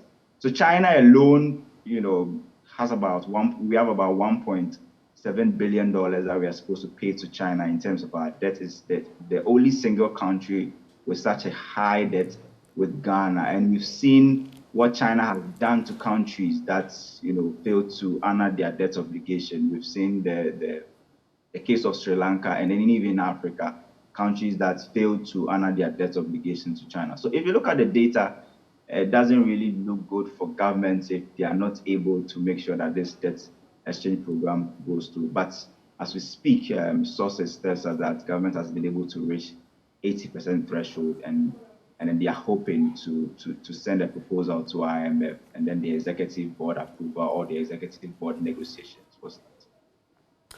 Thank you, Kofi, for enlightening us. Thank you for giving us the scoop, the latest on the domestic debt exchange program. Kofi Ajay is a data analyst with our team, and he just broke it down for us. But let's get to our other guests who joined the conversation. Dr. Saad Idrisu, economist, Louisiana Economic Development, who joins the conversation. A very good morning to you, sir. Good morning. That is assuming it is morning where you are. Thank you for joining the conversation. So we've got a bit of a breakdown as far as this entire domestic debt exchange program is concerned. We'll be getting into some salient portions of what this could imply for the bondholders on the different, spheres, the different spectrum of bondholders. But for you, looking at the fact that this has been a 2-month-long process as far as the debt exchange, the back and forth since last year, the readjustments, 2-3 months. Now that it has come to some sort of conclusion, now that tomorrow we know this could start, what would be your assessment of the process up to this point? Well, thank you again, and good morning to all your listeners. I would say that the program so far, I mean, the government has done well by making all the adjustments, but my position has always been that this program is never needed for the country, considering all the losses that people are going to incur. So in as much as the government has gone back and forth to make those adjustments, if you still look at the entire program, I could basically describe it as Samanwale. No matter how the government twisted. You could describe it as what? As Samanwale. Samanwale in Dagbana implies losses. And that is a perfect description by a Ghanaian musician in the northern region who came out to describe the MPP government and Nanado as Samanwale. So whatever the government is doing in the bond program is Samanwale, implying losses. No matter how the government does it, people are going to incur losses, basically. I see. And so for you, this entire program, is there any positive to it? Because we've been told that we need this to hold up our economy, to get to that portion, get to that point basically where we reach debt sustainability, which is crucial for an IMF deal. Without that, no country gets an IMF program. Are there any positives to this? Well, there are positives in the sense that at least government is telling us that we have been able to achieve 80% participation. That is, if what government is saying is true, because government hasn't come out purposely to break it down for us to see as to the 80%. Is it from the industry level, which is the Ghana Association of Bankers participation reaching that level, or it has to do with some participation from individual bondholders as well as some of these pensioners. Government hasn't given us that breakdown, so we are all running with the 80% that government has given so far. But if you look at this whole analysis about this DDEP, what we are missing or what majority is missing is what led us into this particular scenario, that the government is now even looking to beg citizens to give their contribution, to give their life savings out in a way of 50-50 arrangement to salvage the economy. Because if an economy that since 2017 to date has been able to receive over $30 billion, why would such an economy be going after its pensioners? We're going after its individual bondholders who are looking to just make meager income to survive. Why? That means that there is a structural problem. That means that there is a bit of mismanagement happening at the Ministry of Finance. It may not necessarily be with regards to the entire government, but whoever is in charge of the Ministry of Finance needs to actually explain to Ghanaians how come we are in this particular situation. Because if you have been handed so much resources to the point that just last year, 2022, the Bank of Ghana came in with 44 billion cedis. Converted, that's almost $3.5 billion in 2022 to support your budget, and all hasn't been enough for you, and you are chasing individual pensioners. That tells you that we have a crisis as a nation, a crisis of mismanagement, clear mismanagement. And if we don't begin to deal with that, and looking to just look at it as a way of salvaging the economy, what are we salvaging? If the same people or the same person who caused us this mismanagement will still be the same person leading us out of the crisis. I really think we putting the individual pensioners as well as the individual bondholders in a bad light to make it appear that they are not willing to help the government. But government itself hasn't been helping itself for the past years. So how do you now turn around to blame people for not participating in your program? But you have had so much resources but haven't been able to put it to judicious use. If you had all this money, at least for 6 years, and you couldn't use it, would 3 years, 3 billion be enough for you? Let's be realistic here. Right. Will the IMF 3 billion be enough for the government? Let's go back to look at the root cause. And this has nothing to do with the party as MPP per se, but it has to do with the people in charge of the finance ministry. The people in charge of the finance ministry. Thank you, Doc, for those initial comments. Let's take a look at this statement right before we engage Dr. Edu Anani Entry, convener for the Pensioner Bondholders Forum. Let's take a look at this latest statement that was put forth by the bondholders, and then I'll get to him with some comments if we can just take a look at that statement. So there it is, and so it says, it is dated the 14th of February 2023. It's titled Participation in the Domestic Debt Exchange Program. It says it closed on Friday the 10th of February 2023 with over 80% participation of eligible bonds, and the government wants to thank the people of Ghana for their forbearance and support throughout these very difficult times. Two, the government wishes to reiterate the following. A, that from the onset of the DDEP to its closure on Friday, the 10th of February 2023, the participation in the program was voluntary. Having in mind that the entire exercise was voluntary, all throughout the exercise, government always affirmed that crucial fact, quote, that individual bondholders are free not to participate. Thus, the right of the individual to self-exempt was never in doubt. C, however, under the circumstances, government at the same time always made a strong but humble appeal to bondholders to participate in the DDEP, seeing it as a very critical act of burden sharing in the ongoing national effort to tackle the economic crisis, bringing back macroeconomic stability and guaranteeing sustainable growth and prosperity for the people of Ghana. D, government, in addition, offered alternatives to encourage individual bondholders and retirees to tender for the new bonds, which would have wider secondary market circulation. The government is grateful to those who took part in the advocacy in securing an improved offer for participants. Now, point three, the government would like to reassure all individual bondholders who elected not to participate that your coupon payments and maturing principals, like all government bonds, will be honored in line with government's fiscal commitments. The DDEP is being done to help protect the economy and enhance our capacity to service our public debts effectively. I'll end it there and then go to point five. The Ministry of Finance has also taken note of all additional input made by various stakeholders during the DDEP engagement to further streamline government's expenditure. We wish to assure Ghanaians of our full commitment to addressing these issues. Let me just pause there and bring in Dr. Edu Anani Entry, convener of the Pensioner Bondholders Forum. How do you react to this statement from the Ministry of Finance, especially as it spells out those critical issues? One, it always said that you were free not to participate. And two, that for those who self-exempt, you are going to get your commitments from government paid to you. Is there still a problem after these points have been made?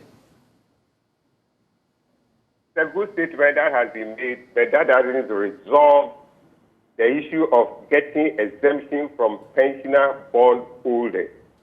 Where is to exempt? And I have explained the difference between having been exempted and you self-exempting yourself.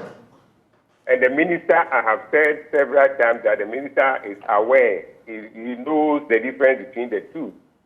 And I personally told him that he knows, and I know. And so it's the exemption that we want. If the minister is saying, promising to, the promise is already there. You see, it's just like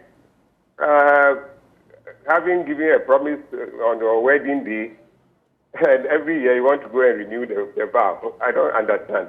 Your vow still stands until the end of your life. So as for the promise is there for the issuer to honor the coupons and the principal on maturity. So it's there. But we are saying for pensioners, exempt us from the program.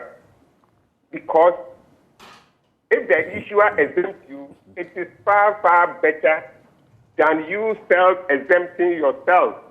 Now we didn't tender our bonds. So we have self-exempted ourselves as a result of the failure of the ministry to do what we need. we are still saying the minister should exempt us.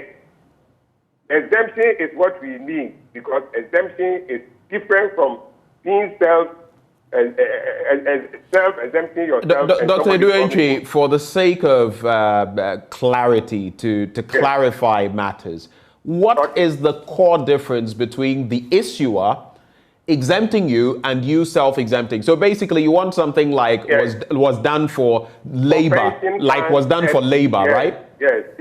Right. When the issuer exempts you, the issuer is telling you that this DDEP that I am doing, you are not even part. You may decide not to even read any material on it. You are not part. As for your loans that you have taken from you, I can do everything that I need to do on it. So I don't have a challenge. I am not restructuring your loan. So you just go and sleep. Don't worry about what people are saying. You may decide not to even read any material on what I'm doing because you are not part. When you self-exempt yourself, your bonds and the loans you are giving to government is part of the loans that government is saying it may find it difficult servicing. And that is why it is exchanging, it's asking you to bring your old bond for a new one. So you are part of what government is doing, and you have decided to stay out. So first point, is there no difference between the two? They say don't even read any material. You are not part of the arrangement. But you are part, but you have decided to opt out. Second point, when it comes to a time that government is unable to pay for one reason or other, and the people that government has exempted, they will go and ask the issuer this question. But you told us we are not part of your problem. As for us, you can handle ours without any problem. That's why you decided not to do any restructuring on that. Why is it that you are not paying us?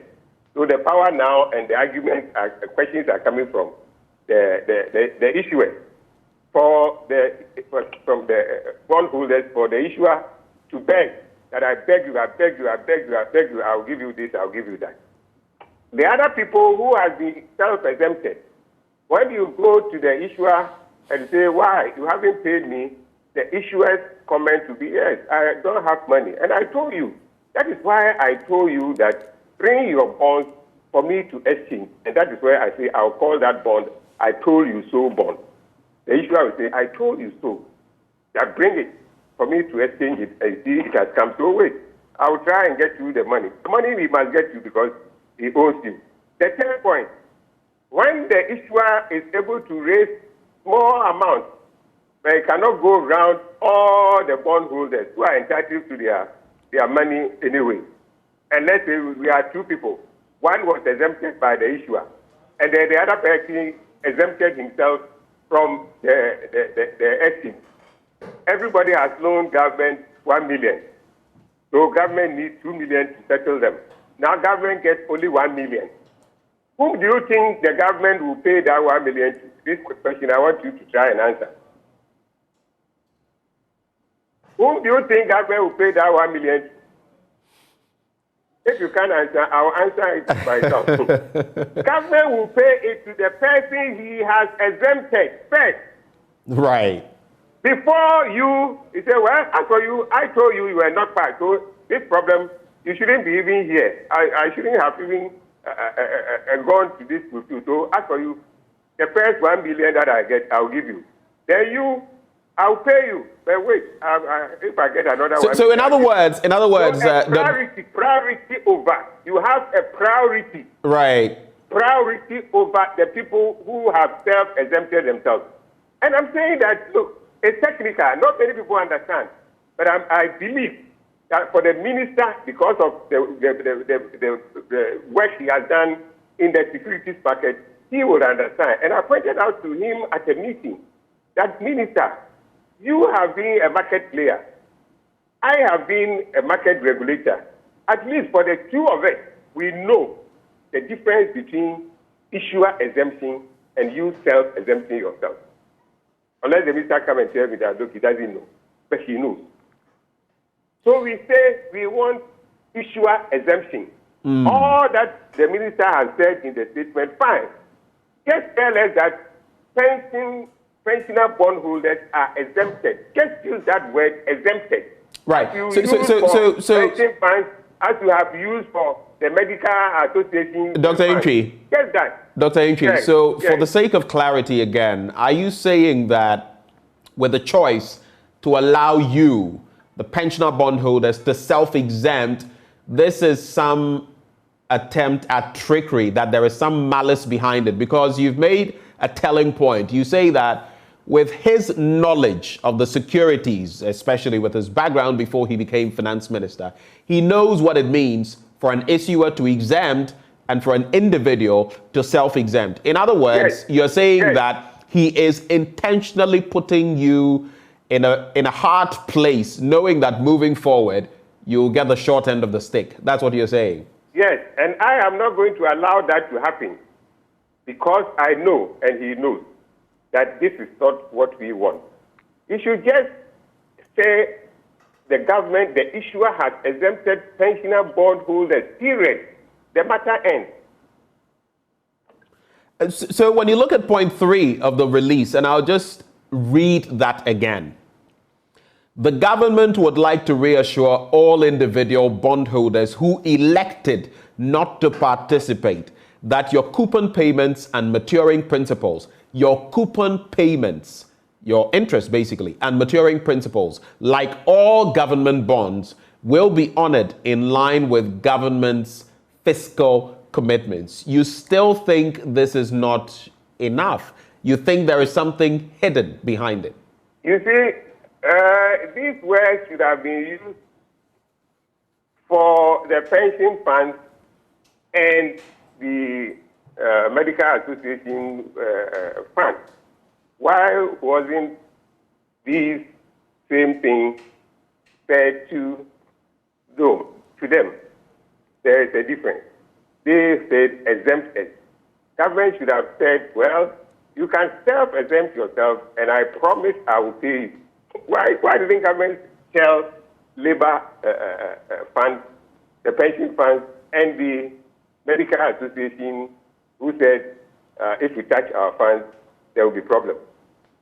The minister knows the difference. He should just do the exemption for pensioner bondholders and end this matter. We will continue to take it at a place until that is done. When you look at point 6 of the release, again, almost as though to reiterate, we would like to stress that all individual bondholders, especially our senior citizens, should rest assured that their coupon payments and maturing principals, like all government bonds, will be honored in line with government's fiscal commitments. Tell me, we've heard some of your members, some prominent ones, apart from you. We have seen the former Chief Justice, Sophia Akufo. We have seen a former Vice Chancellor in the person of Professor Sam, among other prominent people, coming to picket the Ministry of Finance. Explain to us, how dire is your situation as senior citizens, and what would the implications be if, moving on, government is unable at some point to meet its obligations to you? What would this mean to your group? Well, first, let me say that government promise to meet the obligation is an old promise. It's there from day one. Until you pay the principal, that promise is not negotiable. So that's why I don't take as a securities market man. I don't say you are doing anything. You are just reaffirming that promise. So it is there. But we are saying that give us a better, if you say this is assurance is not, we have this assurance always. What we want now is an assurance that you were not even part of this issue that I was talking about, exemption. So first, the exemption must be done to make sure that these elderly people can go and sleep. Give them the exemption. Then if it's a question of if you are not able to pay, everybody knows the issues that confront the elderly, especially with their medication, their health. And if they are relying on these coupons to cater for their health needs, and you are unable to pay, then there is a challenge there.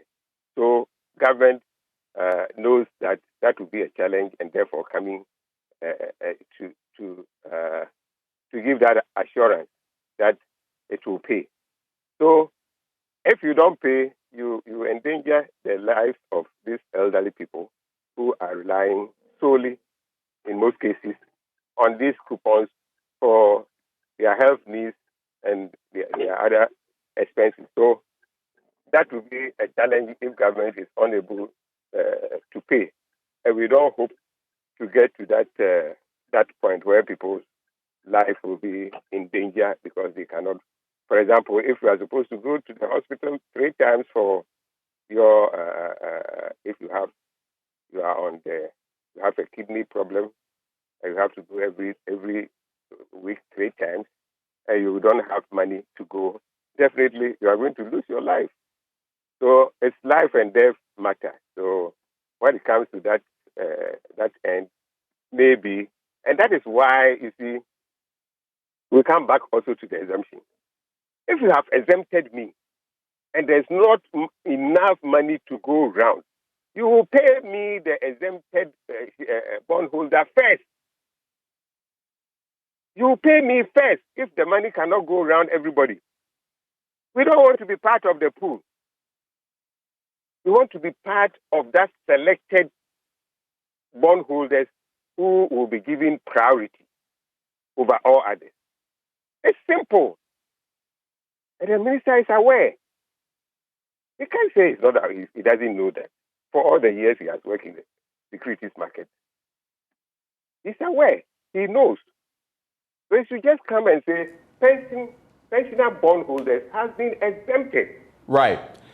Dr. Entry, to conclude the conversation from your end, so you can move on to other matters. Are you picketing this morning as well? Yes, we are having a press briefing there. Okay. Before we continue with the picketing. So I'll be sending WhatsApp messages across. If you get to send it to other people, that there will be a press briefing on the minister's statement. Right. At 10 a.m.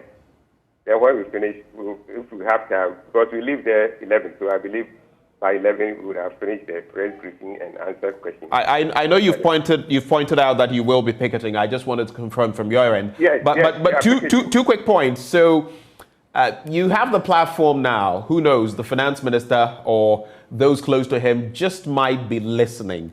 The president recently said he gave the assurance that we would overcome these economic challenges soon. In fact, he says sooner rather than later we shall overcome, as he was engaging the Archbishop of Canterbury, among others. How confident are you in this statement from Mr. President? And what would be your message ahead of going to the Finance Ministry today? What would be your message to Ken Oforiatta, the Finance Minister? Well, as for the President's statement, we always have to have confidence and hope that things will get better. Nobody, it's the one you are even on the sick bed, and people come and visit you, and they say, how are you? Your first response is, you see. So first is good, but something here is worrying me.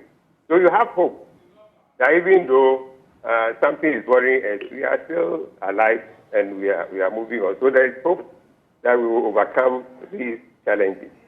But for the finance minister, before we even get to 10 o'clock to start picketing, just issue a letter along the lines of the letter I read just some 3 days ago to the health medical doctors thing. Just issue that letter to us and say pensioner bondholders has been exempted from the program as you have issued for these medical officers. That's all. Then all these matters will come to an end. Thank you so much, Dr. Edu Anani Entry, for joining the conversation. He is convener for the Pensioner Bondholders Forum. Let me go back to Dr. Saad Idrisu, who has been waiting patiently. When you listen to Dr. Entry and his contextualization of the situation. Self-exemption and what the implications are, and issuer exemption and what that could mean for them. What do you make of it? Do you agree with him? Of course, I totally agree with the convener of the Pension Holders Association, because if government is able to, exempt other medical association as well as the labor funds, government should be able to do same to retirees. How do you feel if you work for certain age, when you're about to rise, then the government comes to take the little that you have? It doesn't just make sense. So whatever government is doing with the statement government is releasing, government definitely knows it wouldn't be able to meet all that agreement on it, because whatever that is still going to mature right now with about 8 billion, government hasn't paid it. So if government is assuring them that it is voluntary, we all know the consequences if they don't participate. So the self-exempt government coming out to issue it will be very good for the pensioner. And I would really like to thank Madame Sophia Kufu for what she is doing. She has demonstrated to all politicians that no matter your party, you should stand up for the truth in many cases, because at the end of the day, it is about the country, not the political parties we all belong. If you belong to a party and you cannot speak truth to that party, then definitely you have a problem as an individual. And Madame Sophia Akufo should be commended right now for leading that crusade for the pensioners. And I'm hoping that the finance minister will actually listen, because very soon he himself will be retiring. So he should put himself in the shoes of this pension holder. Again, let me go back to history. In the case that is like, whatever this government has done, government has failed to always listen to civil society organizations. Government has failed to listen to expert views or opinions from other people. And you could go back to when government started this bank restructuring or this bank cleanup. So many civil society organizations came out and condemned it practically, including economic experts. We all did. We all came out and condemned it. Government justified the cleanup and spent over 20 billion Ghana cedis just from 2017 to 2020. Over 3.5 billion. Government wasted it in cleaning up. But what was the end result on the economy? Up to now, people from the banking cleanup, some of them don't have jobs. You and I may even be supporting some of them. I have over 5 people who were actively employed, but right now, through the banking cleanup, they are still struggling to find themselves on the foot. That is one example. But government failed to listen and went ahead. Again, we came to the e-levy. Government gave all sort of explanations and gave all sort of stuff. Civil society organizations cautioned government against that. How the dire impact will be on the economy, government still failed to listen. Economic experts did the same. Government didn't listen and went ahead to do it. At the end, it collapsed the small-scale business who were operating Momo vendors and all that. Government collapsed their business and brought us back to a cash society. Right now, people don't want to transact electronic activities again, just to avoid e-levy. So you don't, as a government, you don't always need to pursue policies that have dire economic consequences just to satisfy your immediate goal of just raising money or raising revenue or raising loans. That shouldn't be the economic principle involved here. And I'm very worried that the economic management team head, Vice President Mohamed Bawumia, is not speaking. Because when you have cases of this nature where economic principles are being violated, where you know the dire consequences of the economy, people within the government must willingly speak up. We have the situation in Nigeria where the vice president came out and spoke against the new currency problems the country is facing. But he's part of the government. Right. We must get to a level whereby people within government, people within opposition, will look their party in the face and tell them that, hey, what you are doing will hurt the economy. Because at the end, we are running Ghana, not political parties. I think we need to put Ghana first before our party second. Right. Because without Ghana, we don't have those political parties. So based on the history, believe me, this domestic debt exchange program is going to create so much economic challenges going forward. Government might say it has achieved the 80% success rate and is happy and all that. But like the history that I gave you, we saw in the case of the banking cleanup, we saw in the case of e-levy, and here again we are with DDEP. So what sort of government or what sort of economic minister are used in such a way that each economic policy that you intend to embark on, you create losses? As the Gomba hitmaker would say, Samanduale. That is the situation. Whatever the government is doing is Samanduale.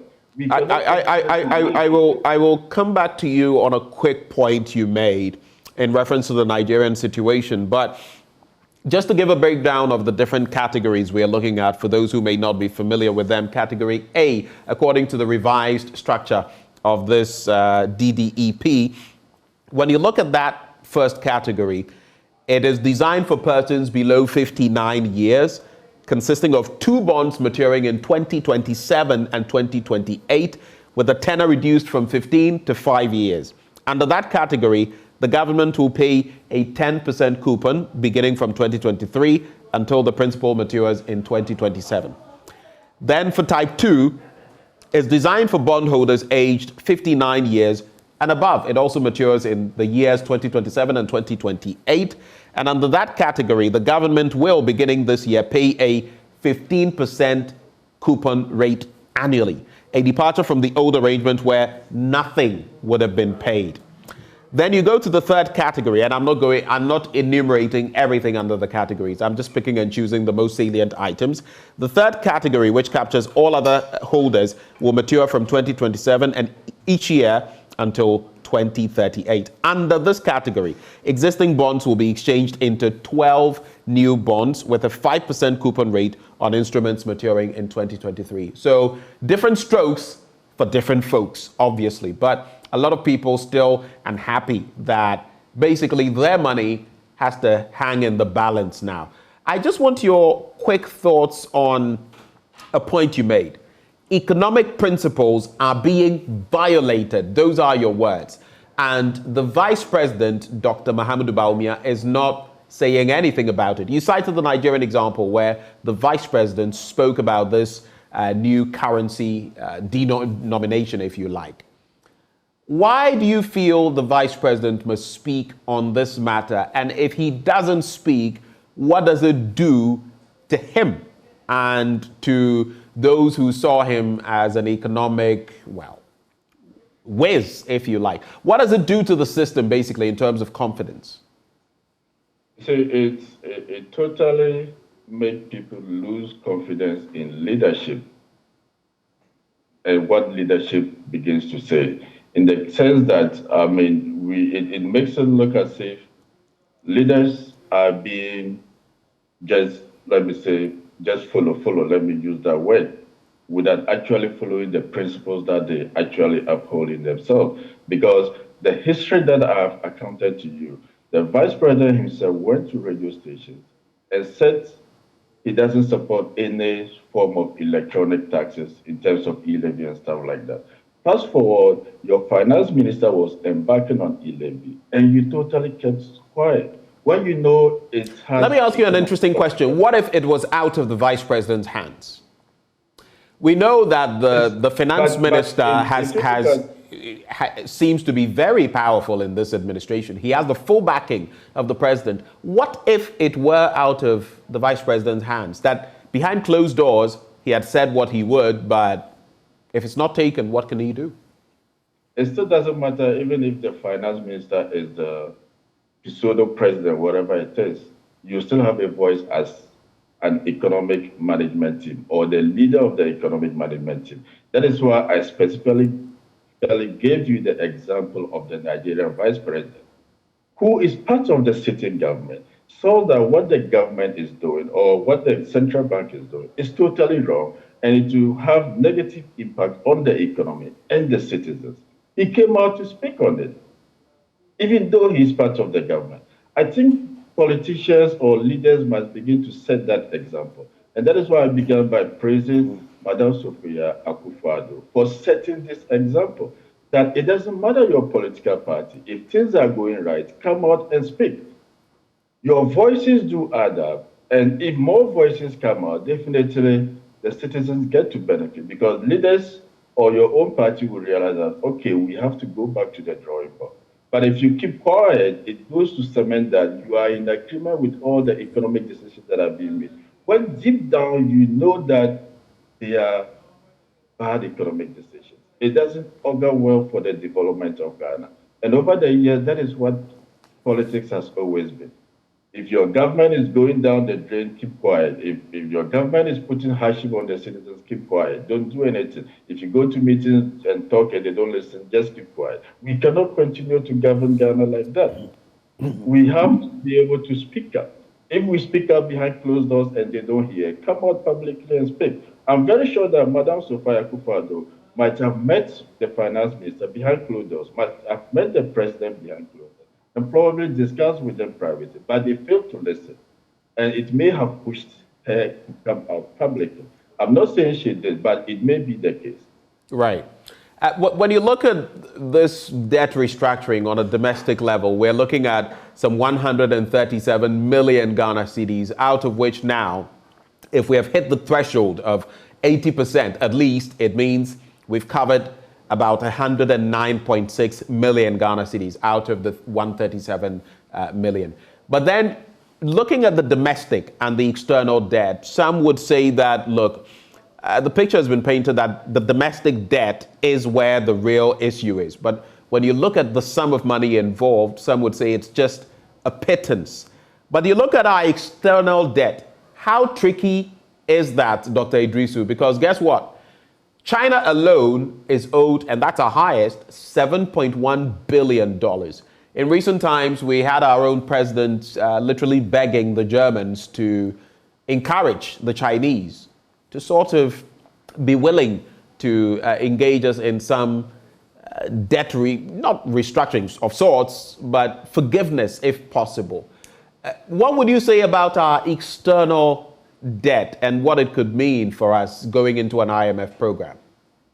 Our external debt are currently higher, much larger than our domestic debt, because if you go by September 2022, we had 271, almost over $271 billion in external debt versus 195 thereabout in domestic debt in cities. And that is why some of us were even thinking that government will have started with the external debt restructuring before bringing it domestically. Because why will you want to collapse your economy first before you go externally? Unless you should have started with the external program where you have majority of the loans, negotiate with them, come out with any programs that will be suitable for you before you come to distort your domestic economy.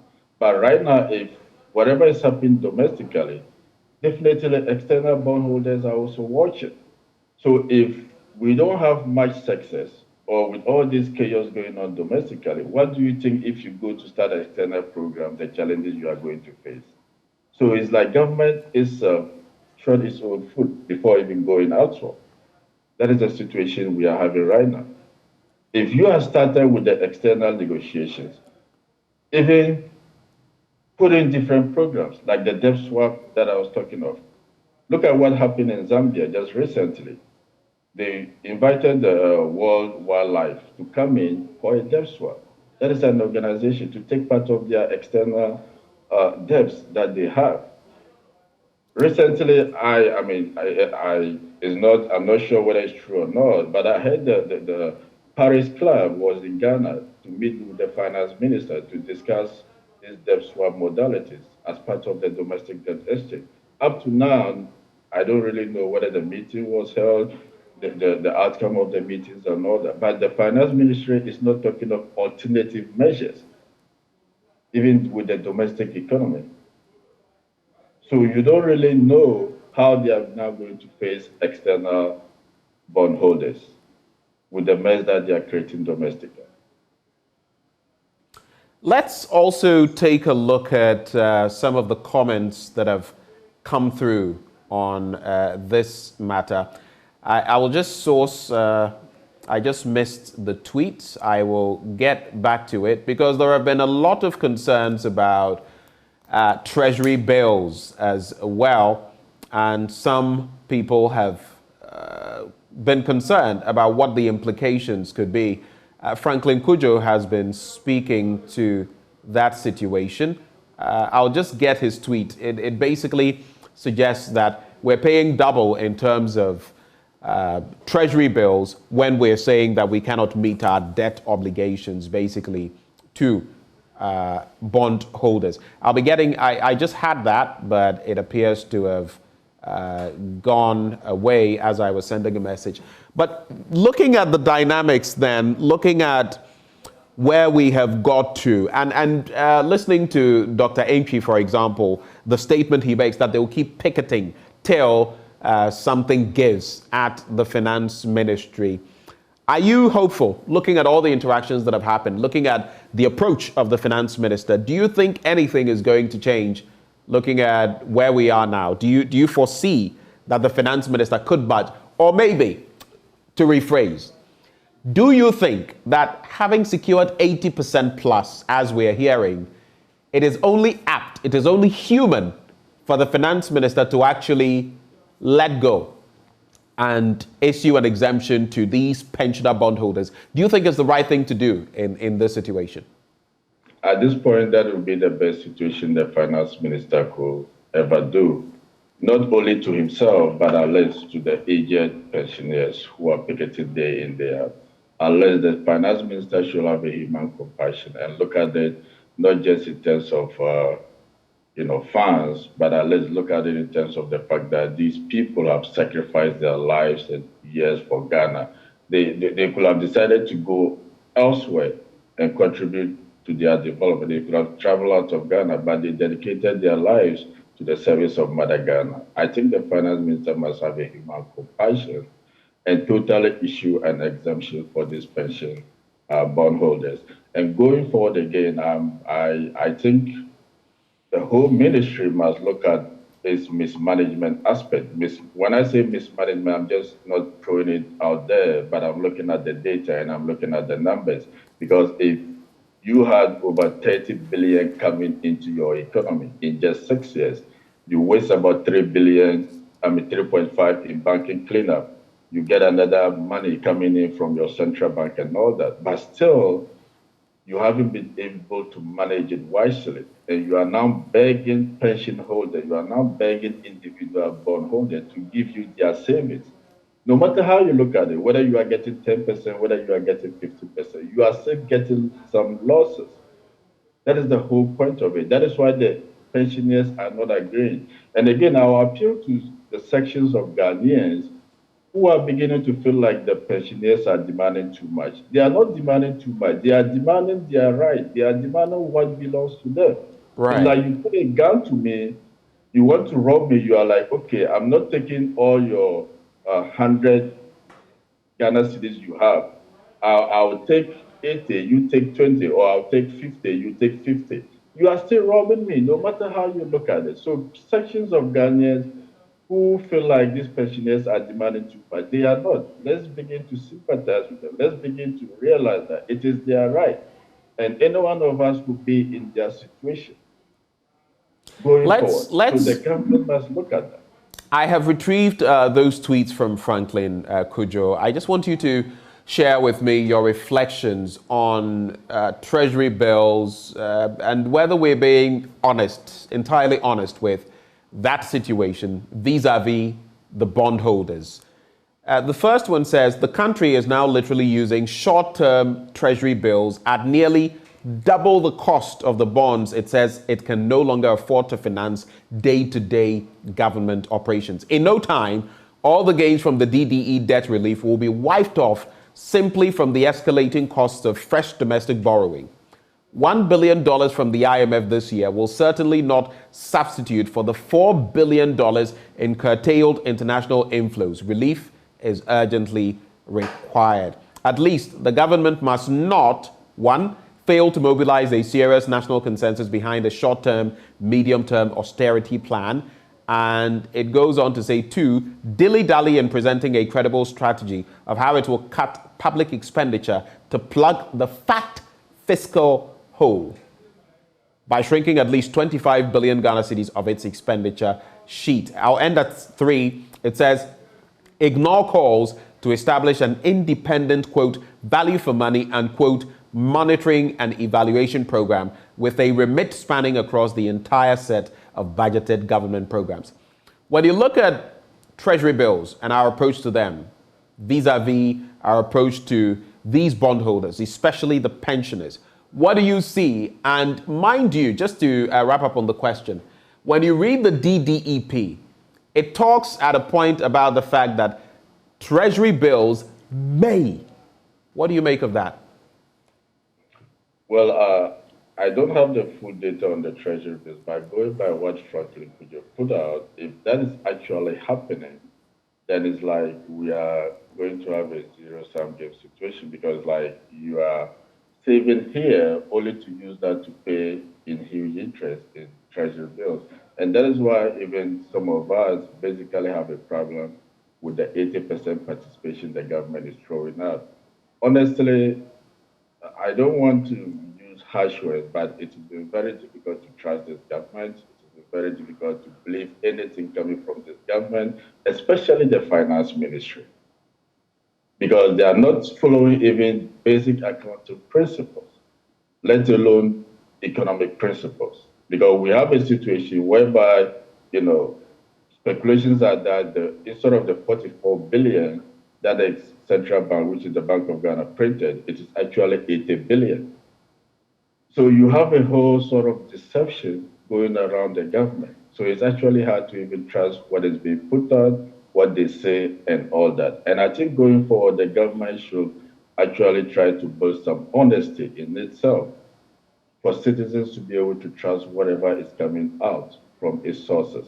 Because even the same situation we had in the banking cleanup case, initially they told us it was 11 billion cleanup, it went to 15 billion, it went to 20 billion, even up to now, whatever Bloomberg and other international media is reporting, it seems we don't even actually know the true cost of the banking cleanup. And to me, these are worrying signs that the finance minister shouldn't be engaging in. What would be your concluding comments, Doc, on this matter? What would be your expectations moving forward? And also look at where we find ourselves in terms of how this would aid us secure an IMF program.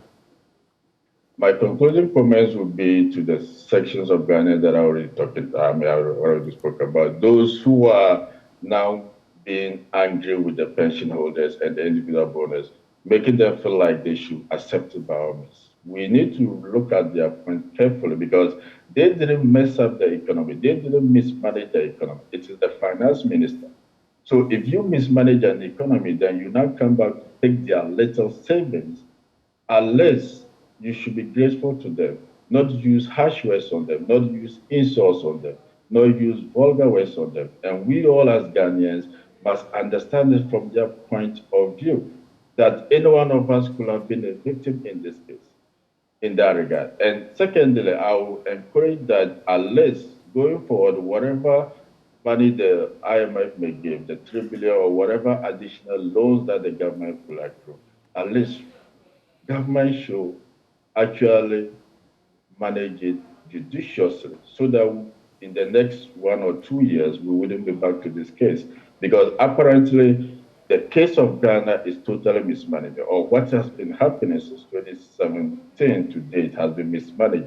Looking at all the COVID funds that came in, the grants that came in, the loans that came in, and still we are begging our pension savers or our pensioners and bondholders to take part of their money out. That is totally unfair. That is totally unfair. No government should be doing that to its citizens, creating losses for its citizens. It is totally unfair.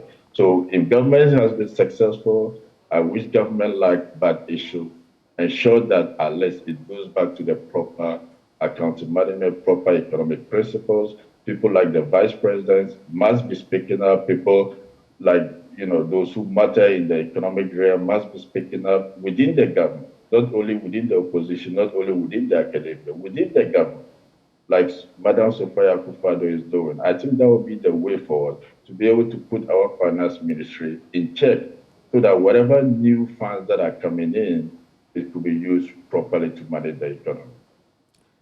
Dr. Idrisu, we're grateful for your time with us this morning. We thank you for the insight you've shared with us. Dr. Saad Idrisu is an economist, Louisiana Economic Development. We also had Dr. Edu Anani Entry, convener, Pensioner Bondholders Forum. Before him, we also had Isaac Ofieje, my colleague here, data analyst, researcher with the Multimedia Group, JoyNews to be specific. Stay with us. We're going to take a bit of a breather, but when we return, we're going to be talking about that issue to do with NEDCO staff who are still on strike. Why they want their managing director given the sack.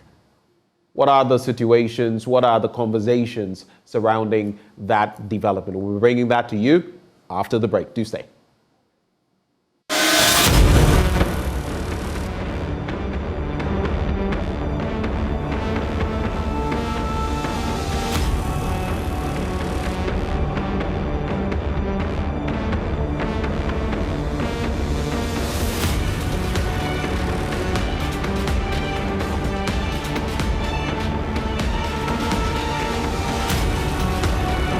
We have met the board on 2 occasions.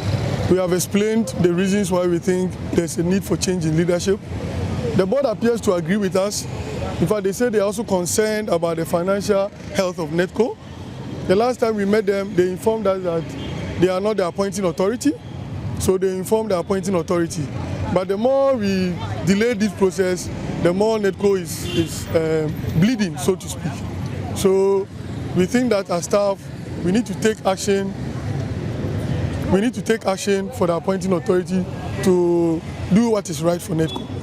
Yeah, Mr. Yuba was brought in 2019 ostensibly to help turn around our finances. At the time, the board informed us that the problem in NEDCO is financial, it's not engineering. You know, this business we do is power distribution.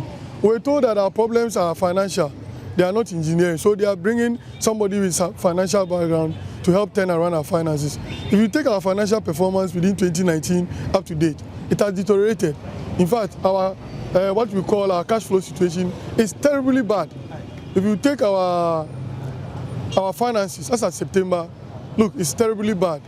To the extent that we are unable to pay our third parties. In Bolga, for example, our contractors went on strike because work that they have done on behalf of NEDCO from January up to December, we were not able to pay. To the extent that they had to lay down their tools. That is how bad our performance has been.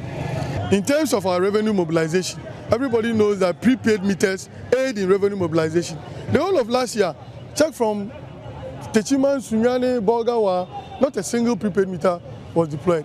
Rather, the meters that we had removed when we brought the smart meters were the meters we were washing and cleaning to send back to our customers. That is the state of NEDCO. We are reporting to our offices. Any service that we can render in our offices, we will do. Any service that will take us to go to the field, we are not going, except emergencies. Except emergencies. Emergency, for example, when a pole is broken, a line is down, there's power inside, it poses danger to our customers. So we'll go and isolate the power and then revert back to our office. Well, the customer should be concerned because ultimately, if NEDCO collapses, the customer will suffer. And that is where we are. Obviously, we are also customers. We are not interested, that is, we are not delighted at the current state. But we need to take drastic actions to ensure that there is change in leadership to save NEDCO ultimately. Ultimately, the customer will be the beneficiary. Some of our staff are also living in Target. And if the lives goes off, all of us will have to suffer this. We are hoping that the appointing authority will listen and then meet our demands so that this will not travel beyond the current action. But we have had some requests from the Minister of Energy for an engagement, which will take place in Accra tomorrow. We are hoping that the powers that be will listen, because NEDCO is really collapsing. Look, we operate in 2/3 of this country. And if you look at our financial state now, to the extent that meters that we buy to measure the power that we sell, we are unable to buy. Even ladders, basic tools for operations, we are unable to procure them. It's a serious issue.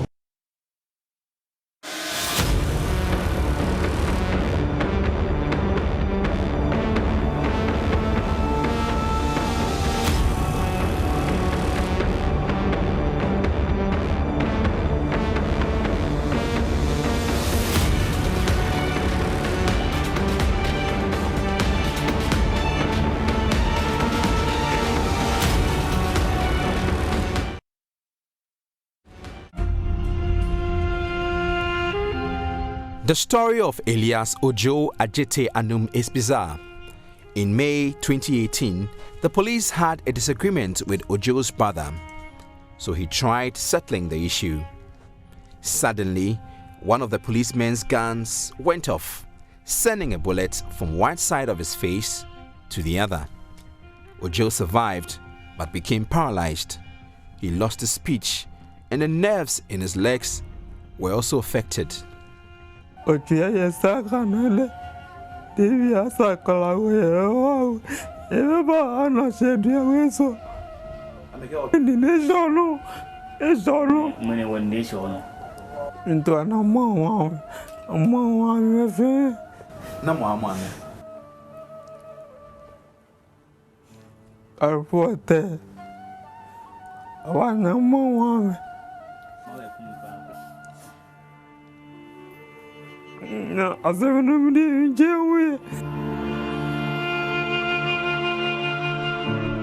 Ojo almost lost all his memory.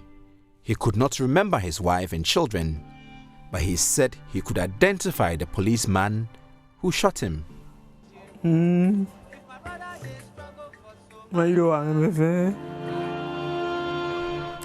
He promised never to let go of the case, so he held on, but gave up in January 2023.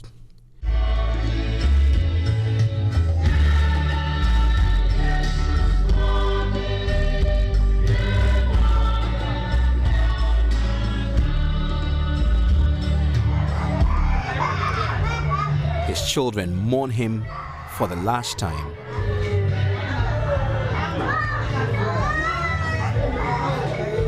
Ojo's wife, Deborah, says her tears are finished.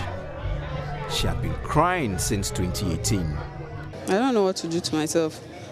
No matter how you cry, or the person has gone already, so nothing else to do about it. 6 months before Ojo died, he could not remember his wife. Sometimes he can't recognize me. He will be asking me, who am I? Then the next time, when I ask him, who am I will tell him that I'm his wife. But sometimes when you ask him, he said he don't know me. But sometimes when I ask him, he said I'm his wife. That's what we have been. So I've been introducing myself and asking him that maybe does he know that he have kids. This lady who say is my kid, and this one too, they are my kids. And so sometimes when you ask him something, he reply to you, but sometimes he will never mind you.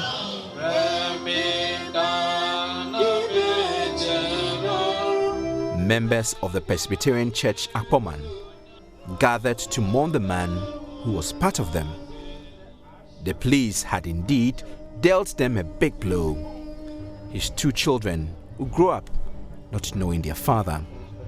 When JoyNews contacted the police before the airing of the documentary in 2018, they declined interviews. In 2019, some police officials visited Ojo, promising to investigate the issue, but they never did. Peace be a member, be a me 2. A member be and I got more no quack, me, she mainly a me. I'm Baslale. I'm a guy, me, yashi, and ban a money chatun, can boy say banana tatun. And no say, never make a maba. I may remember, or brother say, man, be a many yamas, I won't steal and no go on.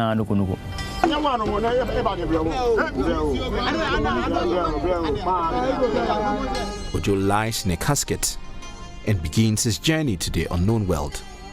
He is placed 6 feet down the earth.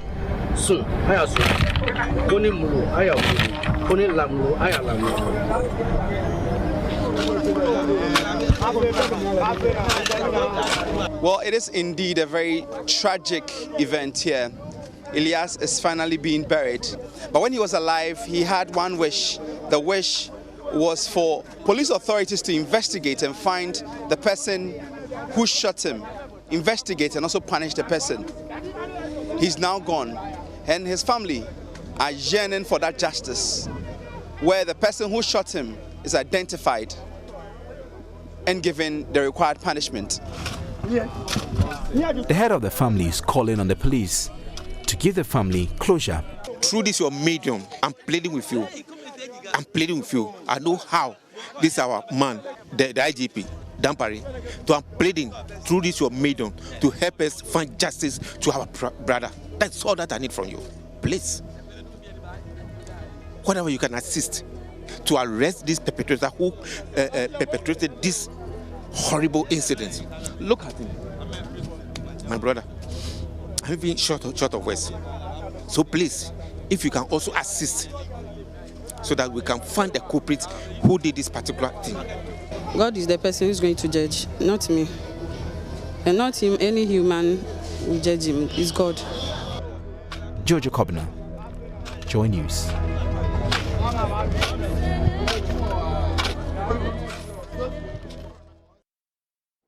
You're welcome back to the AM show. A heartbreaking story there where the family of a man allegedly shot in the head by police in 2018 is seeking justice for its dead relative. Features editor Jojo Kobana joins us with the latest on this. Jojo, good morning.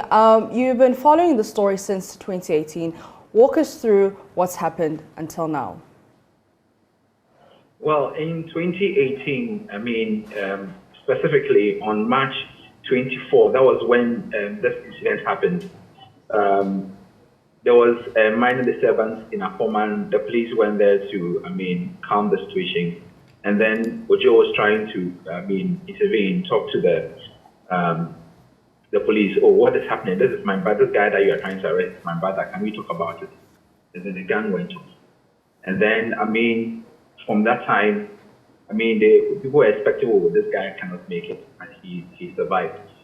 This story is very heartbreaking to me. I remember the very first time that I did the story when I was interviewing him, and he was talking and he was crying, and how he narrated. Narrating the incident, making him really live the moment, made him cry. And at a particular point, I was so emotional that I joined him, and we actually worked together. Because the guy had forgotten many of the things that had happened to him. But he remembered how the thing happened. He remembered the things that the policeman who shot him said to him before he died. And when this thing happened, we talked about it. Many people were emotional about it, as if we weren't him on documentary. But beyond that, nothing happened. I wrote letters to the police. We tried to get a response from them. They did not respond. So we did a couple of follow-ups. We had people going to donate so that they can help in physiotherapy money. But how long do people continue to help this young man? They sort of got tired, and then they moved on with their lives, but Joe was still there. And I remember a top police official. The reason why I'm unable to name his name was that he told me specifically not to cover it. I went with him to see Joe, and he actually promised that, he will make sure that something. He's really high up there in the police hierarchy, and he went there, gave them some money, and said he would do something about it, and he never did. And so the family is very pained. They keep going to PIPs. Or when things are happening like this, in intelligence, the Police Standards Bureau, how do we solve this particular action? Can you investigate? Nothing ever happened. So we got tired of it. Joe finally died, and he's been buried. It shows how the police service, because this is highly unfortunate. If your people have gone to discharge a duty and such an incident has happened, you cannot say that you cannot identify the people, because they knew the people who went to Akpoman on the 24th of May 2018. They knew everything that had happened. So why is it so difficult for them to, identify the people, the command chain that went there, and also ensure that, they give the people the justice that they deserve? It is really, really shameful, and it is wicked, and for the police to be acting this way, because this gentleman could be your brother, could be your sister, could be anyone.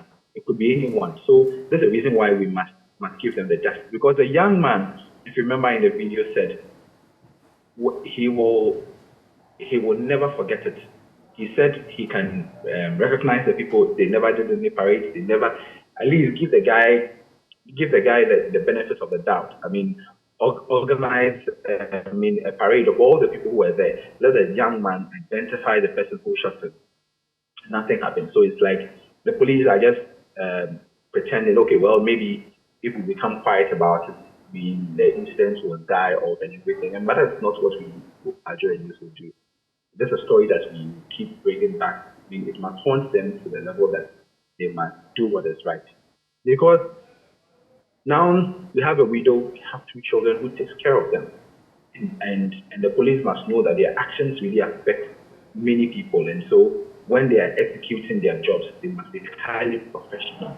And in case where situations go out of hand, they should find ways of correcting the situation. But that is not what is happening. And so, there's a very strong appeal to the police service to do what is right, because they know that what they have done is totally wrong. So they should do what is right. So, Jojo, just to clarify, 6 years down the line, the police haven't said anything and they haven't done anything. They have not said anything. They have not publicly come out to say that, oh, we are going to do this. We investigate. The letter that we wrote, they never replied the letter. They just allowed the letter to go. Nothing ever happened. And they never said anything. It was, as I stated, a top prize police person who actually begged me, well, I want to see this person because I care. And so Jojo, take me to him. So I did. We went there. We spoke. The family saw him and he said, oh, we're going to do something about it. Unfortunately, he didn't do anything, and he has not still done anything about it. So this is like a reminder to him that he should do something about it. Because, if he doesn't, then maybe to get to the point where we may have to find ways of, telling him that, dude, you have to do something about it. Because he has the power to do something about it. They have to compensate. It shouldn't take, because the family, if it was the regular family, rich family, they would quickly go and sue, go to the court, and then seek redress. But this family, they have nothing, because what you eat is even a problem. And then no pro bono lawyer is coming to them to tell them that, hey, we can help. Nothing. And so if nothing happens, if they are unable to do that, then it looks like justice will elude them because they do not have representation. So what's the way forward? You've written letters, you've tried to speak to the police. What's the way forward? 6 years down the line. The way forward, I think that what the police service wants is for us to keep talking about it so that they become embarrassed. So I urge anyone who's watching, go to our social media platforms. If you see this video, please fire it up. If there is also a human rights lawyer who is very touched by the story and wants to take it up and do, a public service, do pro bono service, it would be welcome, because the widow is very desperate. She's the only one who is taking it. The guy is not from a very wealthy family where, people can easily pick up and, take care of the children. And so it is really a serious situation. And now the widow mourning now has to find a way, okay, where will she find money to actually start life again and also cater for the children? And so if there are human rights, lawyers who have seen the story, human rights practitioner advocates, we should make noise about it. They should go and help seek redress. This story is a way of seeking redress for them. Talking about it, that something happened. And why are you so passionate about this? I'm passionate about it because this is a human being. At the heart of the story is a human being. And I'm just picturing myself being caught up in a situation like this, or a relative being caught up in a situation like this. It is absolutely wrong. And we should not countenance situations like this. And so that is what is driving me. Because, we did the story. I remember after doing the story, people were so excited about it. And I got even an award for it, for advocating. And in that documentary, many other people who were in the story got some form of, redress.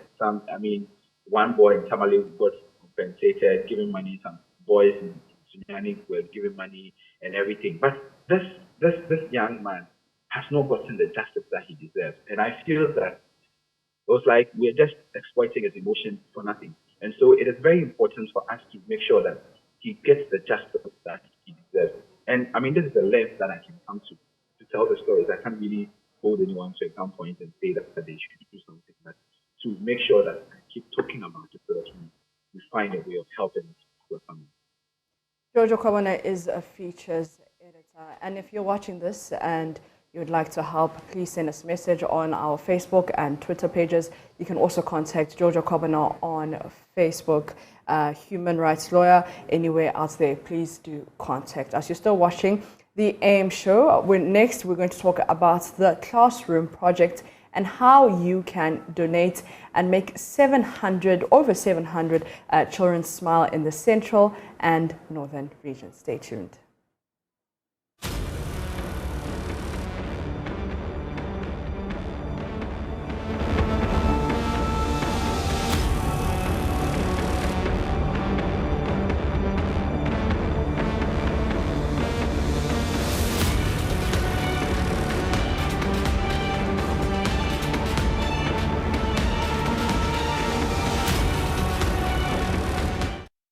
You're welcome back to the AM show. Today is February 14th, the Day of Love, and you can give love in various ways.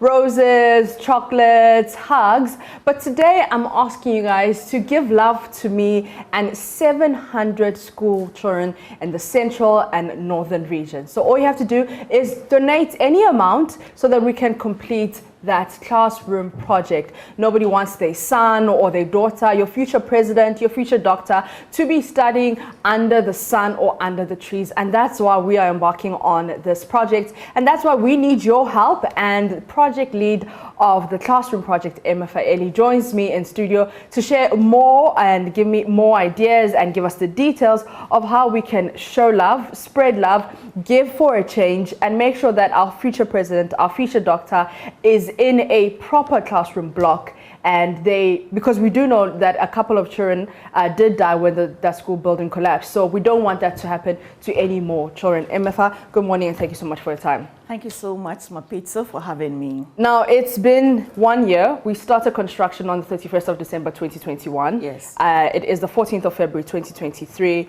What stage are we at right now? So we are working in two communities. In the Brema Jamra community as we speak, the Brema Jamra DA Basic School that we are supporting the community to build, the structure is at the roofing stage. Okay. We have started laying the trusses, but we have run out of wood.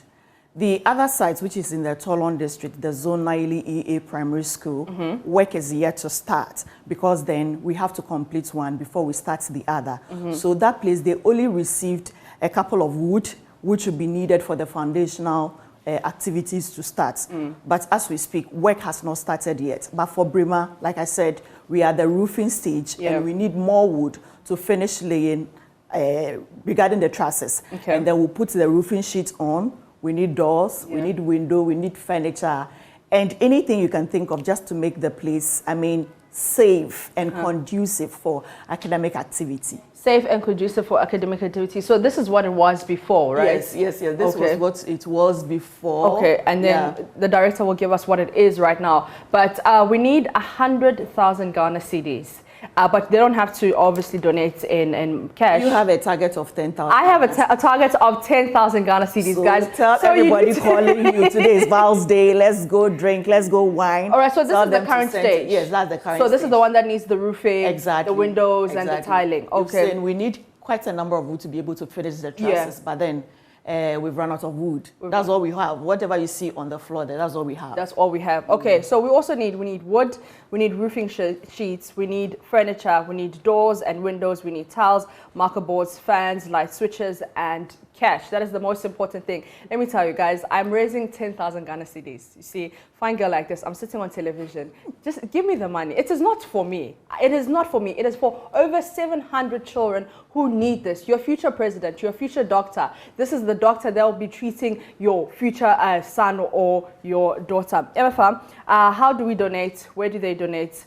Who do we contact? We have a Momo account number which goes 059-303-8832.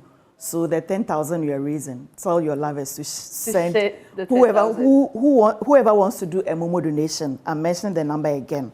It's 059-303-8832. 059-303-8832. That's for the Momo transaction. Yeah. The account name is the Multimedia Group Limited. The Multimedia Group Limited.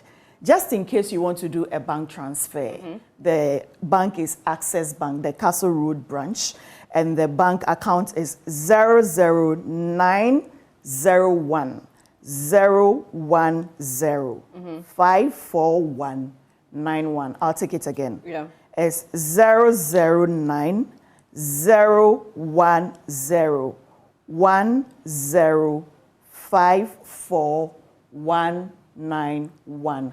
That's the Access Bank account number, just in case you want to do a bank transfer. In case you're wondering about the bank code, it is 009, and the SWIFT code is ABNGGHAC. Yeah. ABNGGHAC. That's for the SWIFT code. So you want to call out, ask your lovers. It's Val's Day, yeah. It's going to be full of activity. And so people want to show you love. How else to show love? By, spreading enabling love. school children who do not have a safe learning environment to have one. And we must let our viewers know that this project has been so much supported by the community itself. I mean, whatever we have raised over the period, we take to the community, and then the community members themselves do the construction. Yeah. We have had a couple of companies also coming on board to support. On this note, I'd like to thank the DBS roofing sheets. They've helped us with some money, just that is not adequate. Yeah. It's never too late to top up. We also want to thank the Israeli embassy. They've also donated some cash to support the project. We also want to thank Gapoha. Gapoha has also donated some amount of money to support the construction. Individuals have sent in Momo, rent and own. They've also supported quite a number of them. And we are doing this in collaboration with the Star Ghana Foundation. They are giving us the technical support.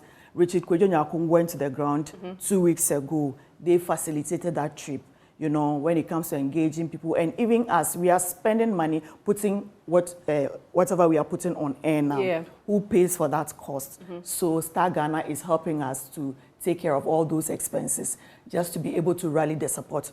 Remember, the idea behind this project is to whip up that self-help project spirit among Ghanaians. We have lots of things undone in this country, when you're talking about development. Yes, the last time, since the whole of last week, we have been drumming home the need for government to make desks available to certain schools so that they'll be able to learn in a decent environment. As we speak, there are a lot more who still do not have the desk. The point is that as we are mounting pressure on government to do A, B, and C, what can you yourself do as an individual in your little way to be able to facilitate the process, to also support in one way or the other? Truth be told, government will not be able to do everything. Yes, we are piling pressure on government to build school blocks. But whether I like it or not, this is Ghana. Government will not be able to fix every weak school structure. And so this is just a 3-classroom block. And the first one that collapsed was put up by the community members themselves. You see, it's encouraging. At least they've made the effort. And that's why we have also said that because you have done this much, let's see if we can encourage yourself, our viewers and loved ones to support you in whatever, so that we can enhance the current structure. So that's the whole idea. Whatever way you can support, we want to ensure that no child is left behind because of lack of a school block, furniture. I mean, those little things. There are some that are huge, that are capital intensive. Yes, we are not talking about those ones. This one, we need blackboard. I mean, you can't go and ask government to bring a blackboard to one school. As an individual, you can provide a blackboard. I can provide hundreds. So please give us the blackboard. All right. If you just joined us, we're talking about the Classroom Project. And if you're wondering what the Classroom Project is about, we're trying to build school blocks in the central and northern regions. But this is for 6-year-old Christiana Anan, who her mother says was her heartbeat, who died on that day. In 2017. She just went to school, so go and learn and come. And then before you realize, the bad news comes. Your child is no more. Why? While learning, the weak structure under which she was learning collapsed on her. That's very sad. That's very, very sad. It's also for Esther Mensah, who's a 6-year-old, whose mother says she wanted to be a nurse. So this is your future nurse. And guess what? We need a lot more nurses in our hospitals. So if at this stage they are dying, then what becomes of the future? Of the future. Juliana Yensu, who's 6 years old, she would gather cooking utensils and pretend to cook every day after school in the backyard. She told me she would be a caterer, and that's the mother speaking about Juliana when she died on that day. This is for Esther Mensah, who wanted to be a nurse, according to the mother. 6 years old. So imagine if this was your daughter. And then this is from Shahida Abdullah, who is 4 years old. And imagine that as your daughter. Imagine that as your son. This is Hibalutu Abdullah, 5 years old. She said she'd be a nurse. She made a promise to me that when I get sick, she'd give mommy paracetamol. I mean, if this doesn't compel you to give, I don't know what else would compel you to give. And on a day like this. And on a day like this. We are celebrating love. We're celebrating love. So we ask you that you give love to Esther, you give love to Christiana, you give love to Juliana. This could have been your sister, this could have been your nephew, your niece, your cousin. And it's very, very important. The Momo number is 059-303-8832. I have a personal target of 10,000 Ghana cedis, and I know that you guys love me, and you know that you guys will help me raise this 10,000 Ghana cedis. For the last time, Emma, please give us those details if someone wants to do a bank transfer. So the bank account is 00901 010549191. Is the Access Bank, the Castle Road branch. Access Bank. Let me mention the number again. It's 009 010 105 4191. Access Bank. The SWIFT code is ABNGGHAC. ABNGGHAC. And the account code is 009 009. Access Bank. Thank you very much, Emefa. So do it for Christiana, do it for Juliana, do it for Esther, do it for Hibalatu, do it for Shadida. We really, really, really need this money. Anything, if you can give us wood, if you give us desks, if you can give us anything you feel like you can, please, please, please, in the spirit of love, in the spirit of Valentine's Day. Exactly. Exactly. And happy Val's Day to you. Happy Val Day. I like your flowers. Thank you.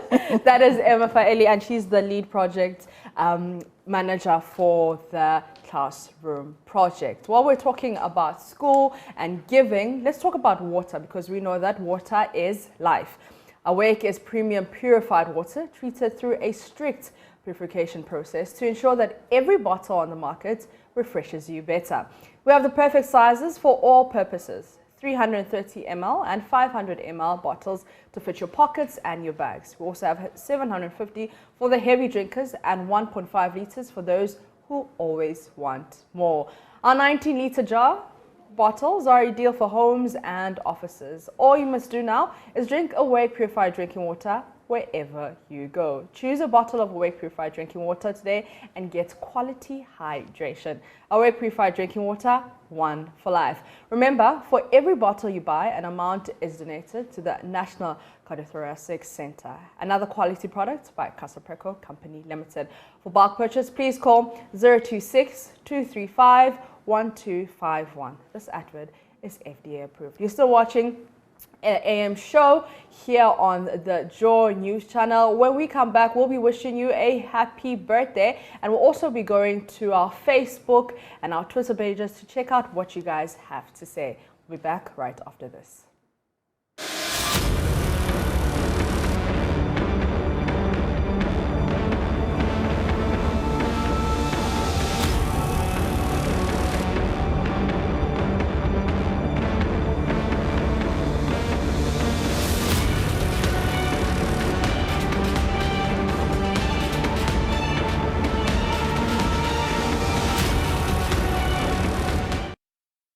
And you're welcome back to the AM show. Benjamin, good morning.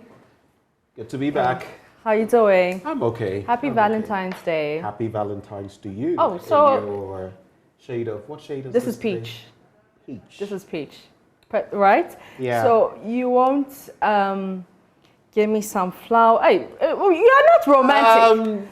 You know, after the show, we're going to sort out all of that. Right? Okay. But you know how we do. No, I don't know. You shouldn't even be concerned See, about let me tell this you, right now. Ghanaian men are not romantic at all. They are not romantic. Where is this coming from? It is coming from the bottom of my heart. You know, you remind me of this Kenyan woman who, at a point, very biased, reaction. She says, Ghanaian men are the stingiest. I saw that. I saw that podcast. No, I mean, it hit me in my, because we are not like that. We're so not like that. Yeah, well, stingy, I'm not sure, but you're not romantic. You're not Ghanaian men. Ghanaian men are not romantic. Well, you'd have to give each person his due. Listen, Benjamin, I'm speaking as a woman, but that's not the point. You're speaking as a woman. I'm speaking as a woman. Okay, I was about to ask a question, but I'll ask when we are off. All right. Off the television. We have Akonaba on the line. The number to call though 0302-211-691. It will be rolling on your screens shortly. Akonaba is our first caller. Hello. Yeah. Good morning, my brother Benjamin. I love your tie. Love your coat, your jacket, and also my dear sister. You know, I can't mention your name. I'm a Ghanaian. Fashion wife. Mapitso Sibidi. Oh, we can just say maps. Maps. Okay. Yeah. Okay. That's right. You see, today I'm taking the show to a different level. I'm not going to speak anything about what we talked about, but I'm going to wish a happy birthday. No, it's important. But the issue is, Cocoa Board, why have you not supplied Joy multimedia chocolate? You know, you told us that it's a national chocolate day. Yes, my dear lady, she wants chocolate. My dear brother, he wants chocolate. I also want chocolate. All of the team, wonderful team out there, they want chocolate. So where is the chocolate? So please, Cocoa Board, if PP is listening to us, please supply the media chocolate. It's a national chocolate day. We cannot change or divert our attention from that. I think last year they did it. I don't know why this year it's not coming. So happy birthday. You guys are doing a great job. You are looking nice. I listen before I go to work. I have sacrificed some of my working hours to listen to. Well, that is my choice. My choice. Well, we hope it's a good choice. Thank you for always doing that. Okay. And happy Valentine's Day to you. Same day. All right. Talking about love, Benjamin, I was speaking to Emma Faeli right now, and we're talking about the classroom project, and we want you guys to spread love and show love by donating to this very, very noble cause. 059-303-8832 is the Momo number, and the name is the Multimedia Group. We're doing this for the for the 5 schoolgirls that died when that school block collapsed on them. So if anything, even 10 CDs is not too little. If you have desks you want to donate and give us, we'll take that. Blackboards, anything that you can give us, would like that. Spread love, show love. And another way to show love is by helping Ojo, who passed away a couple of weeks ago after being, allegedly shot in 2018 by the police. It's a very, very sad story. So if we have any human rights lawyers who would like to help this noble cause, please send us a message on our Facebook page. You can also send a message to Jojo Kwabana on his Facebook page. We will gladly appreciate that. It's interesting as we celebrate love today, talk about love in all its forms, filial love among others. You have someone, Ojo's wife, who is in pain. Yeah. Because of what has happened to her husband. First, the way the thing happened and the fact that the justicial system did not give her justice, and now he's passed on. She has her children with her. How all of this will pan out, these are the people we definitely have to be reaching out to. But we're still open to taking your calls, 0302-211-691. What is on your mind? Today we've been discussing a whole lot. You can call us and let us know what your thoughts are. And speaking of the Ojo situation, I can't even begin to imagine what his wife, I saw the documentary, his children, how, one of them was just screaming Yeah. from her father. Yeah. Oh, that was so heartbreaking. sad. That was heartbreaking. But now you can imagine how many Ojos are there that we're not talking about. How many of the children are screaming for their fathers and their mothers because of such brutalities or such maybe even negligence, you know. It's sad. It's heartbreaking. And you know something else that springs to mind? When we talk about police brutality, sometimes people think we're overdoing it or we're harping on the negatives, but it tends to happen one too many times. You know what comes to mind? Our very own Latif. And what happened to him, and you see what the effect has been. Yeah. And then the AG, you know, coming in to say there was no police, you know, interfering with him in any way and all of that. So the question is, why do they want to settle out of court again? If there was no police interference.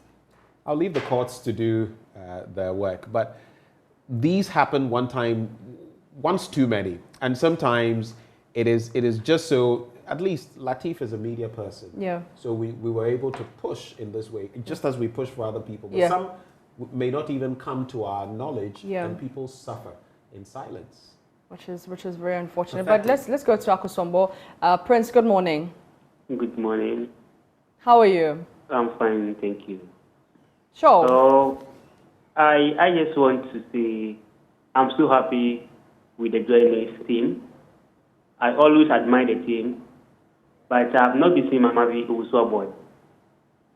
She's on Joy 99.7 FM on the Super Morning Show. You can hear her every morning, actually. Yeah. Is she around? She's on Joy 99.7 FM on the Super Morning Show from 6 to 10 o'clock. Okay. So while we are here, she's on radio doing the same thing. All right, thank you. Keep on the good work. Thank you so much. May God be with you all. Thank you. Thank you. May God be with you too. That's actually kind of nice. Yeah. We don't always get people calling in and thank blessing us and all of that. So that's actually refreshing. Don't save your blessings. This morning, call and pour them on us because we need them. God knows we need them. God knows we need them. You can still call that number though, 0302-211-691. And so going back to some of the conversations we had this morning, from my end, the domestic debt exchange and the pensioners, you know, on a more serious note, I look at them, some of them, my mother's age and all of that, and you can't but feel for them. You can't but feel for them. And especially when they were like, you know, we don't want to be a burden on anybody. We've paid our dues. Yeah. Let us go our own way. Let us get to our end in some dignity. That hit me. That did, because it's like, it's not like we're sitting, we're just chilling, like we're not asking you for anything. We're not asking It's for our own anything. money. This is my money. And yeah, it's just unfortunate. But let's go to Dankwa. Dankwa, good morning. Dankwa, good morning. Good morning. How are you? Well, I'm fine by the grace of God, and you? We're fantastic. Happy birthday. Happy Val's Day to you too. Thank you. Please, I completed DSS last year, which is 2020. But our placement has not come yet. Hello. So your placement hasn't come. You graduated from JHS how many years ago? Please, sir. When did you graduate? Yeah, last year. And your placement hasn't come. Yeah, and the calendar says we are going to school on 20th February, which is next week, Monday. Okay. Have you run any checks? Have you gone to your school? Have you contacted the Ghana Education Service to find out what is going on?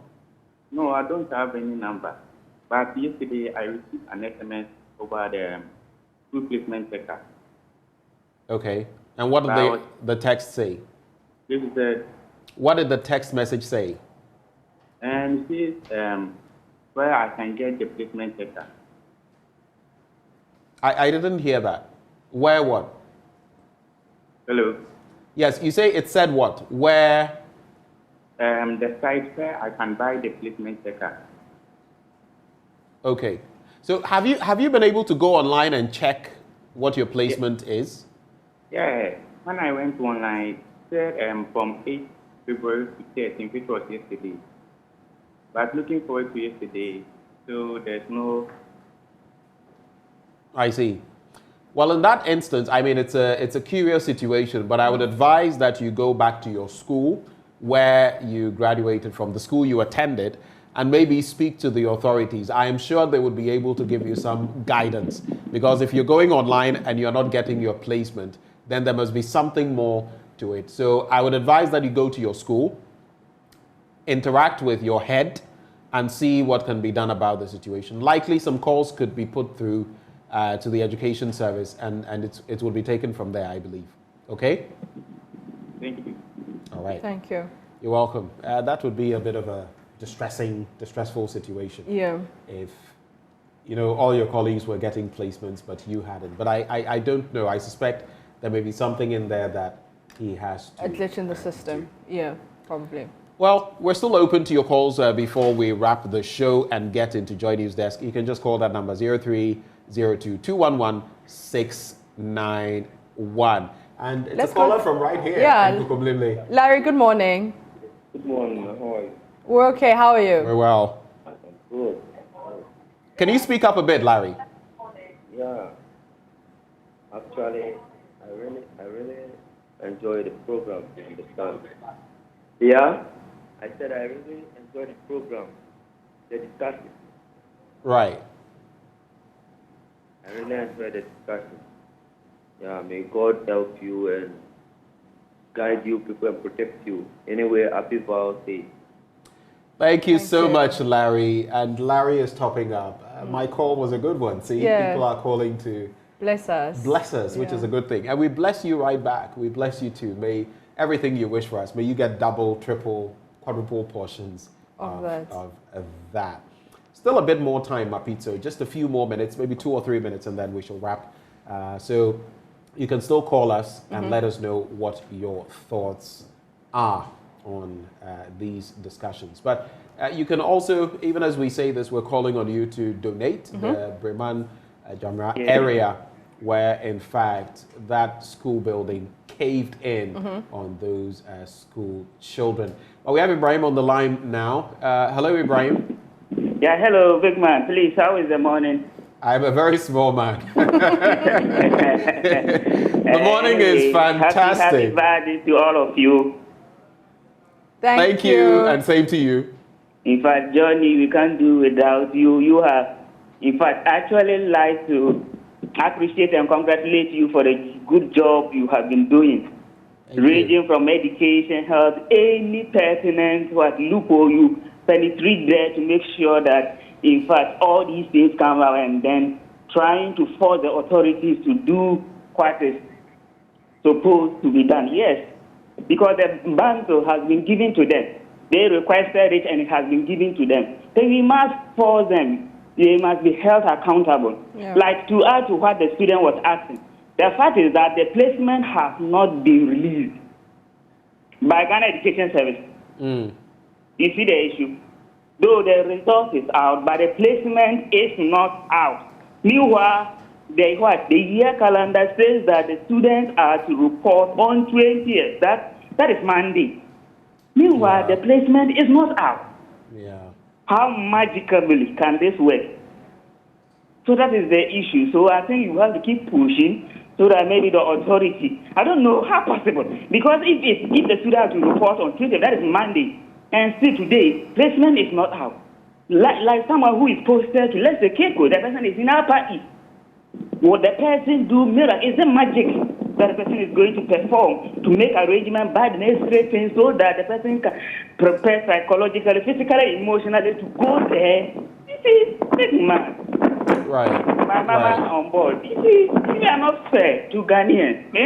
Our leaders are not helping us. So thank you very, very much. That is what I have to say. Thank you for sharing those thoughts and pertinent concerns he is raising. Because if, as of now, you don't know your stand, you don't know where you've been posted to, and you have to make the preparations, you have to get to school, it means you're going to be in dire straits. And like he mentions, let's say you are going to a school from down south, you're going up north, or up north coming down south. How practical is that? So it's going to be a rather dicey situation. But I think, I don't know whether this will be our last caller, but Probably. Is it my love or Manuel? Good morning. Yeah, that's interesting. Yeah. Good morning. Hello, good morning. Your name and where you're calling from? Yeah, good morning. How are you doing? We're okay, thank you. Well, what's your name? Yeah, my name is Malo. How do you spell that? Yeah, I'm doing well. Okay. I said my name is Malo. Right, go ahead. Okay. Hello? Yes, go ahead with your thoughts. Yeah. I hope you're all doing well. We are. Hope you are too. Yeah. And my picture, you are doing very well. I hope everything is fine. My condolences to what's happening in your country and beyond. Thank you. And my issue is about the school placement. You see, we have a lot of wards who are in the house. We have information that they are supposed to go back to school on the 20th, but the placements are still not through. We have checked and checked still. They don't know the school that they are supposed to go. So in this case, the GS and the Education Ministry, you have to do a checkup for us so that we should know where the children are supposed to, because they don't know the school that they are supposed to go, but they said they should report on the 20th. So now the children don't know what they are doing. So they are just there. They don't know what they are. So please, as JoyNews, we know that you are capable of going further to check it for us from the Education Ministry and the GS. So please, kindly do that for us. Okay? Yeah, that's my point. All right. Thank you. Thank you. I believe that will be our final caller. So it appears a lot of people are concerned about the school placements issue, and it's something that we really ought to remedy. Don't you worry. As we always do, independent, fearless, credible, like we do.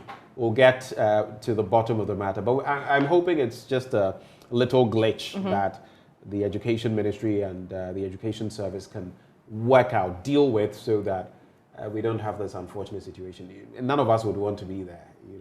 You don't know whether you're here or there, and what preparation What's the time next you step have, to where you're take? heading. Yeah. It can be really disheartening. But we're celebrating someone's birthday. Yes, we are. Two people. You can go ahead with the first one. Okay, so we're wishing the founder and CEO and all the staff of Virtual Security Africa a happy 15th anniversary. The Multimedia Group is proud to be associated with such an outstanding company. Congratulations to Emmanuel Setre Esiedu, Ayiko VSA. Also, a blessed happy birthday to Dr. Christian Adaipoku, who is the Registrar of the National Teaching Council and Secretary General of the Africa Federation Teaching Regulatory Authorities, from the staff of the National Teaching Council. Also, happy birthday to Kimberly Odum, President of Wege 2001 Year Group. Lots of love from Baba, Abigail, and the entire TSS group. And that is from the crew to you. That was interesting because I was hearing some mosquitoes whispering into my ears. So the mosquito, can I just say what the mosquito said? So the mosquito said, "Happy Valentine's Day to the love of my life." That is Mrs. Abigail Abena Amponsa Brace. And that is from our next presenter for the JoyNews desk, Samuel Kojo Brace. He's chopping love on our television. Oh, you know what? In this life, get your love of the life. Akakpo, who are you wishing? My mom and all my dear friends. Happy birthday to, we'll say happy birthday, happy Valentine's Day to the one after my heart. Go ahead. Why? Because you have the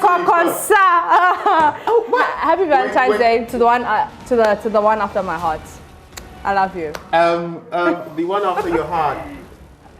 Who's after your heart? Go ahead. I mean. But if you know, you know. He knows himself. Yeah. Or is it that there are different people who know? Are there different people who know? No. It's one person, and he knows himself. I see. Yeah. Happy Valentine's Day, my darling. I think we'll have to conduct an independent, fearless, and credible investigation into this. On that note, We say goodbye to you, and we'll catch up with you tomorrow morning. Up next, Joy News Desk with Samuel Kojo Brace. Do stay.